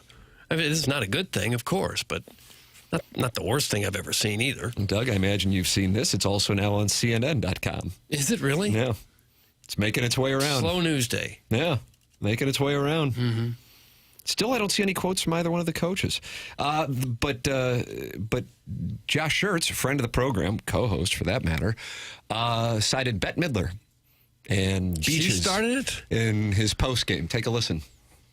I've said this coming in, the best team we played this year, and they're the best team we played this year. So It's a great win because this isn't the soundbite. We already played the song. Come on. Well, I know, but we the want the listeners Bette cycle on Midler it. soundbite. Our guys were feeding off the energy of the home crowd. They were. This is they pre-brawl. were I think into he's it. talking about. I think they lifted us at times. We were tired. Students were awesome. They impacted the game in a positive way, and so I think there was anytime you're in a scenario like that, you're playing in a game like that, you could just see we kind of we were getting fatigued, and crowd would get into it. We make a play, and they would just kind of wind beneath our wings there, lift us up. And we don't get through this game without Jackson. them. I assure you. VCU's rolling. Yeah. Boy, have you ever been able to watch Beaches and not weep at the end? Yes. Yeah. The one time I watched it, I didn't cry at all. Have you ever cried during a movie? Rudy, everybody. I don't think so. Really? Never once? Not even like a swell? As a kid, when they offed Old Yeller. Spoiler alert! That got to me. When they took him out back? Yeah. What about Hardball? Oh. No. I think that's maybe the only time I ever cried when Old Yeller took a bullet. I'd say I cry at a movie 3-4 times a year. You do? Really? Not like sob. Not like I'm You're like a soy boy. Inconsolable, but like a little, like a tear will well up. A tear. Really? Well, can you give me an example? Give the audience an example. What's getting you? So it's not a movie, but television. Like Ted Lasso, there's a couple moments in there. Shrinking, which is made by the same guy who made Ted Lasso, Bill Lawrence. There's some moments in there where I get like one tear will kind of well up. I wouldn't necessarily say that I cry, but I get emotional. Huh. The dog reuniting videos on TikTok get me every time. Really? Now that I said the fly. To the point you're why'd you look at me like that? And then, Doug, did you hear what he say? He looked at me, and then I don't know why I was stared at. Not I said the fly. That's what Jackson said. Now, what did that mean? I don't know. Oh, I just did. Why'd you look at me? You were looking at me. Stop looking at each other. All right, I'll look at Doug. Even better. Okay. Oh. What? The hairline looks awesome. You're getting flirted with. You gonna start to cry over it? I might. Okay. No, it's not. It's crying might be the wrong word. Just getting emotional. Sometimes I surprise myself by how unemotional I am about almost everything. And how's that feel? Kind of unemotional. Did you cry for the birth of any of your children? No. No. Was that an asinine question? Or? I like your reaction. I was happy. Sure. Well, happy tears. A friend of the program, Rich Gould, said he cried when he found out his daughter was a daughter. Yeah, that's bad form. That's considered impolite. Do you think he cried when Tom Watson He lost? did. He said, Junior, I have only cried 2 times in my life, because I asked him about Watson at the 2009 Open. And he goes, when Tom Watson lost the 2009 Open, and when my daughter Kelly came out and she was a girl. Oh. I think your daughter. That's rough. I feel bad for Kelly now. I'd have been Katie. Well, either way. Either way. The snake down there. Get it now. Wow, That's really the just an book unfortunate double entendre. That's the name of his book. That's the name of his book. Watch the payola. Is that not the name of his book? Watch the payola. And yeah, but the timing of it, I get what you were doing there. Plug all of How am that. I going to explain that to my kids? Just keep them safe on Friday. They will. What you got to do. I cried when Doug gave birth to me. That's from Eric in the Central West End. What does that mean? No idea what now, that means. Mae Young, when she gave birth to that hand. Did you not get and a Mark touch Henry emotional? was the father, and then and she was in her 70s and giving birth, and she gave birth to a hand. No, I didn't. I just recently watched that. I don't think in my hardest of fever dreams I could ever think of something like that, of an old lady giving birth to a Which hand. is good. It's stupid. Or my absolutely ridiculously stupid. One of my favorite things is when the WWE will do a cutaway to somebody in the audience after a big moment, and they are just losing it, just emotional as can be. When The Undertaker lost his streak, there was tears all over. Sad. Dumbing down of America. That's what it is. You can give your thoughts, 314-974-010. That's how you call in. And you can text in 314-399-9646. And then you can email in. I mean, hey, self-made stay-at-home Ledoux mom, she's inside the red zone. But she's not there yet. When you got Buck Swope and Misty Plop still live out there, hey, you know, it's fun to see Y.E. Yang, isn't it? Isn't it fun to see him? Good times, yeah. But if Tiger's the one lurking, you don't feel safe. That's got to be self-made stay-at-home Ledoux mom feeling that way. Doug, James Carlton's my insurance agent online at carltoninsurance.net. Oh, look, there's 409 5-star reviews. And they just aren't reviews where people just go, fine, 5 stars, stop bothering me. No. What they do is they write something out, usually raving about one of two things: the customer service that James and his team provide, or the fact that James was able to save them money. Has your insurance gone up from last year? There is a very good chance the answer is yes. Don't you owe it to yourself and to your family to put yourself in the best position, both with service and with saving money? And one phone call can take care of that. Then they do all the paperwork for you. That's what James can do. That's why I'm a client. 314-961-4800, or go online at carltoninsurance.net. If your insurance costs a leg and an arm, call James Carlton State Farm. This program's called The Morning After. It airs on 101 ESPN and the TMA STL YouTube channel.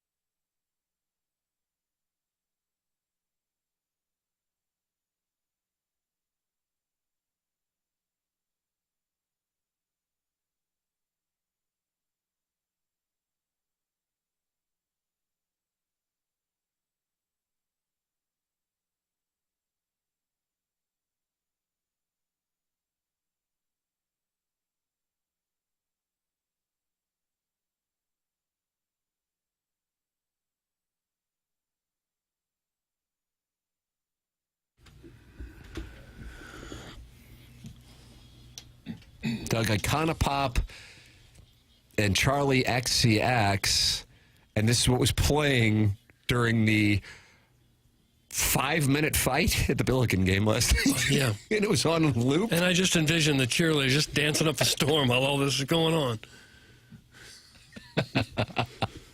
Anytime there's a scrap from now on, this will be in the background. Is this Charlie XCX singing her? I think so, yeah. Doug, is this Charlie XCX? I don't know who the hell it is. She's been, I mean, geez, Brat came out in the summer of 2024. This song's from 2012. That's more than a decade of hits. And she was singing on Fancy with Iggy Azalea in 2014? Yeah. I mean, we got to celebrate her run. What's the XCX for? Doug? I mean, I have a computer in front of me, too, but I thought maybe you would Yeah, you know. just crowdsource. I don't know off the top of my head. It's a crowdsourcing industry, and we welcome you to crowdsource here on the program by asking us questions, and then we'll look them up. That's what we do. Kiss Charlie Kiss. Kiss Charlie Kiss. That makes sense. Kiss Charlie Kiss. There you go. Hey, that Design Air Heating and Cooling email of the day is coming up on the program here in about, I'd say 15 minutes. We had Jeremy Rutherford in studio for 2 segments on this Blues situation, Doug Armstrong's conversation yesterday. You miss anything, you can podcast it. That podcast brought to you by Schaefer Door Company. SCHAEFER door.com. Call or text 636-782-3608. It's going to give you the quickest response time. They service all kinds of garage doors for service and new installs, and they have Monday morning standby service for those doors that break over the weekend. So if you run a business or warehouse with big, tall doors, Schaefer's experienced in these types of jobs as well because they service commercial doors as well. Go to schaeferdoor.com or call or text 636-782-3608. That's 636-782-3608. Schaefer Door, a CHI overhead door dealer. There you go. Jackson, you've prepared a smorgasbord of questions. We got to one of them, but I would like to get to another one. What do you think is your next best effort? If you were an athlete, how would you balance your media relations strategy in the current state of sports? Doing the canned answer kind of thing doesn't cause ripples, but being personable and more expository can get you equity. Expository? What the hell? I don't even know what that means, and I almost graduated from a state school. You were close. Ability to be, exposed? Not really. Sounds like the speaker doesn't know the definition. No. Intend to explain or describe something. Okay. So that kind of fits perfectly despite conjecture. Why are we getting talked down to with these big words? It's Ledoux again. Adderall's really kicking in. But being personal and more expository can get you equity for a future career in broadcasting or maybe even podcasting. Is there a balance to be had? Who toes the line the best? Wow, I like that last question. Who toes the line the best? Right, because you don't want to be the guy who's saying too much. You don't want to be the Jimmy Butler Teammate Award. You can never, ever air out a teammate. Right. Or if you're a manager or coach, air out the effort of a specific person. You're going to lose the room. I'm telling you, Ollie Marmol and the Tyler O'Neill thing was... It didn't mean that's why they lost, but I was just like, oh boy, that isn't the way. You can do that in front of the club. You can't do that in the media. I think if you can, and it's so easy to say when we're on this side of it, but make yourself available and give as much as you can. I think falling on the sword, if you're in a leadership position, and then for blame, and then distributing credit. That's the move, and give as much as you possibly can. And I think it also would be good to remind both the reporters, and then as their conduits to the fans, you're also therefore reminding the fans that there's some things that go on that have to stay inside of the room. Understand people have questions and appreciate the support, but some of the things we just can't get into. But I think that's healthy. So I am of the opinion that you give as much as you possibly can, because oftentimes the media is your way to communicate with the fans, and the reality is the fans, specifically in sports, are the reason why you have the millions of dollars usually. Mm-hmm. What do you think, Doug? Well, it's kind of cliche, but I think they just kind of need to be themselves. If you try to be somebody that you're not in interviews, sooner or later you're going to say something that's going to backfire. Was that what you were asking? No, not necessarily, but just, I think guys go up to a podium or are approached in a scrum and are kind of trained either subconsciously or they were literally told. They are absolutely trained. Right. But even subconsciously, I'll answer in kind of the Bull Durham style canned answers, doing my best for the team, just trying to go out there day in and day out and be a contributor, when really they might have something a little bit more maybe inflammatory to say, not necessarily about another player or a coach, but they just know let's not cause ripples and keep our head to the grindstone. But then you might get labeled as a guy who's kind of boring. I always thought Adam Wainwright did such a great job. That's a nice play. That's a great play. Yeah. That's a great play. He would Kurt Warner was great too. Yeah, never stepping on anyone's toes, but always being descriptive in the way they talked, and you could tell they weren't there just to check the box. They were there to actually talk to the fans. Not a star player, but Tioka Jackson was incredibly insightful and kind. I mean, God, 90+% of hockey players star otherwise. I think that comes with just the way that the generation before the generation before the generation before, and that's the culture that is established, and you talk and you distribute the credit and you fall on the sword for the blame. That's, again, there'll be exceptions, but across the board there. Yeah, locally right now, who would you, Wainwright, we're 2 years removed there. I don't know. I don't know if you have somebody who you're comes right at the top of your mind. I thought Brady Cook did a hell of a job. That's a good answer. I really like that one. Yeah. Nobody else with really big personalities. I'm not sure the teams have had enough success to have a big personality. Right. If you're struggling just to keep your head above water, there's not a lot of guys that are going to come out and be superstars in the media. Anytime Jordan Walker talks, I think he's he's got the potential. I agree with you on that. He's extremely intelligent. Yeah, he's charismatic. Genuine. Yeah, if he can get it going, that guy can own St. Louis. Mason won too. Mason won both. Yeah, you're right. And the way they speak. They're just really young, and they'll get there. I don't think Adam Wainwright, who we know now is an incredible orator and singer, when he was 23, was espousing those things. But you get there. Probably not. Yeah, you could tell Wainwright is extremely intelligent. Right. He could do anything in baseball. Yeah, totally. He could be the commissioner and everyone. I think would be fine with it. Yeah, I kind of agree with you there. Deep voice dude says Jason Tatum. Yeah, very much so. Extremely genuine. He's also such a, and this goes to the star power that the NBA can create. He's almost like a brand now, like the Jason Tatum brand. So he also has to kind of watch what he says too, because you don't want to be out there. Again, Jimmy Butler Teammate Award. Doug, this Jimmy Butler Teammate Award. It's really locker room chemistry award. Him, the Antonio Brown locker room chemistry award. Is he gone Antonio Brown? No. But Jimmy Butler is trolling. Patrick Mahomes is pretty good. Yeah, that's a nice play. Yeah, because he never seems to turn anybody down. He never says that's a stupid question. He seems to be humble. Man of the people, kind of. Nice enough guy, yeah. He talks about his dad bod. John Scores says Josh Allen. Yeah.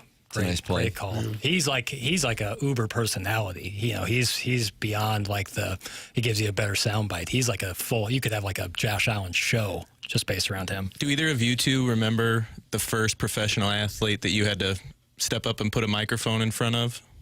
First professional athlete? Somebody with the Minnesota Vikings for me, but I'm not sure who it was. Oh, is that right? Don't know who. Tommy Kramer, maybe he was the quarterback there. Tommy Kramer. Yeah, someone like that, I guess. Yeah, probably somebody at spring training for the Cardinals in 1998. And Doug, I don't know if you're aware of this, but I have Irish ethnicity, and historically we're known for not being well hung and then also sunburn. And in that order, I think so. Certainly, potato famine. If we were playing Family Feud, would probably have a few votes as well. But I was excited because John Mabry was walking out to camp, and it was me and Gabe. Gabe Upbeat and a couple other guys in the class, and I did not put any sun block on. Oh no! And John Mabry, and I didn't realize this was the case, was going, "You guys enjoying yourselves? Getting some sun?" And then I saw that I was as red as the jersey he was wearing. Oh, no. I'm not going to lie. I'm a little bit disturbed at the number of people asking me to take my shirt off. He didn't have his shirt off. There's my classmate, the Colonel, Gabriel Petey Armand of PowerMizzou.com. Jameis Winston getting a vote from John Scores. Yeah, but he's in the class by himself. I think it's harder for baseball players to do it because if they're really good, they're just going to get bombarded every night. Now, Wainwright only when he pitched, so it was 1 out of 5 nights. Yeah. But a position player, if Albert Pujols had been, a stand-up comedian, he would have been asked to do interviews all day long. Right. So they might hold back on purpose, some guys. It's a fair observation for position players in particular. Send your emails in. We got that Design Air Heating and Cooling email of the day coming up here on the program. Doug, I don't know. I don't know what you're going to compare it to, but this is it. If the self-made stay-at-home Ladue mom wins the Design Air Heating and Cooling email of the day, we have history. Are you going to handle the press, or do you want me to handle the press? Why don't you do that, Tim? If she wins, the first lady to ever win the Design Air Heating and Cooling Email of the Month standings in 21 years of this program. This is a big moment. I'm sure, I have 2 sons, and Doug has 3 sons, but I'm sure a lot of you have daughters. And this will probably mean a lot to you and to them to know that they can grow up and know they can win the Design Air Heating and Cooling Email of the Month. There just aren't any limits anymore. That's the thing. That's the thing. Yeah. And so this is a big moment for the community, I think. I hope I'm not No, you're not overstating it. Not just the community, but the world at large. Right. Everybody's watching this. Can a woman break through, or can a guy claiming to be a woman break through? Now, that's a serious charge. You might be served with a slander suit. Well, or I might be 100% accurate. Ladies and gentlemen, it's TMA presented to you by Brown and Crouppen.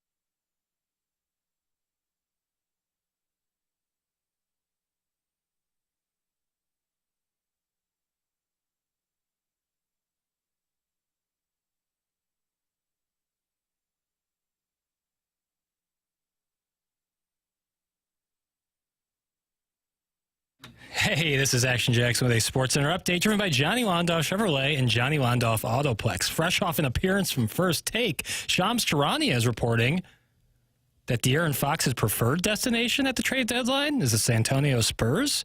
Swipa heading to San Antonio with Wemby?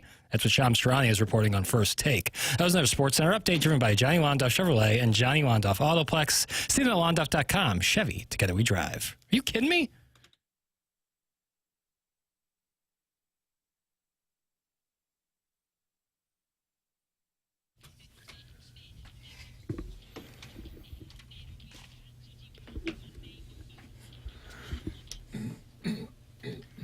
Yeah, there's Charlie XCX again. Big Charlie XCX, 10 o'clock hour here. It's a brat, 10 o'clock hour. Ladies and gentlemen, this is it. Here you go. This is the one that's going to get podcasted on the Schaefer Door Company podcast over and over again. As we could be on the precipice of history with the self-made stay-at-home Laduma, I'm clinching the month of January in the Design, Air, Heating, and Cooling email today. This is it. Okay. Now, there are a lot of complaints already, and we haven't even begun the segment in the YouTube chat. Not happy in general. Somebody called us St. Charles. Okay. Is written, who is going to get robbed today? Don Peepee says probably Swope. And then us St. Charles said Swope needs to hang it up for emails. He's getting stale. And then us St. Charles says his stuff's not nearly as good since Iggy left. Oh, for heaven's sake. A little pot kettle situation there. Mm-hmm. Ladies, you feel like you know who these people are? I think I'm on to St. Charles situation here. Podcast. Wow, Doug, that's breaking news. Talk season. You have initials? Ladies and gentlemen, it's time for what could be a historic Design, Air, Heating, and Cooling email today. That was a great phone call from Smooth explaining the brawl at Chaifetz. Let's just say I'm very intrigued about his show in the, quote, man cave, where, quote, a bunch of dudes get together and anything goes, end quote. Daddy likey. However, I want to address what happened at the end of TMA yesterday. My email was filtered, even though I did not say anything vile. Sure, I made fun of Powder for his painfully awkward pirate metaphor that fizzled without a punchline, but it was just a goof. I know why my message was unfairly deleted. My email ended with the phrase, Billikens, Billikens, rah, rah, rah. I bet that bothered Chairman Kurt. He's a tiger honk, and he was probably jealous that Schertz's bunch might steal Mizzou's spotlight. Shame on you, Curtis. Shame on you for filtering me, and shame on your ex for viciously assaulting a helpless guy on crutches all those years ago. Why do you hate freedom? Why do you hate America? Turns out the so-called chairman has the mentality of a chair boy. He's not a man. He's a jealous baby hiding behind a messy pile of coat hangers. At 2 kg? That's from the JV golf coach, and he's got an image of the JV golf coach on Hulk Hollywood Hogan from the New World Order era. Was that 1999? I don't know. The Monday Night Wars? New World Order. JV golf coach. Devastation.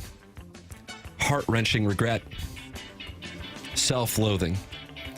Have you ever had the chance to meet your hero and completely blow it? Well, I went to the Blues game Monday and stayed solely in the concourse in the hopes of crossing paths with Tim.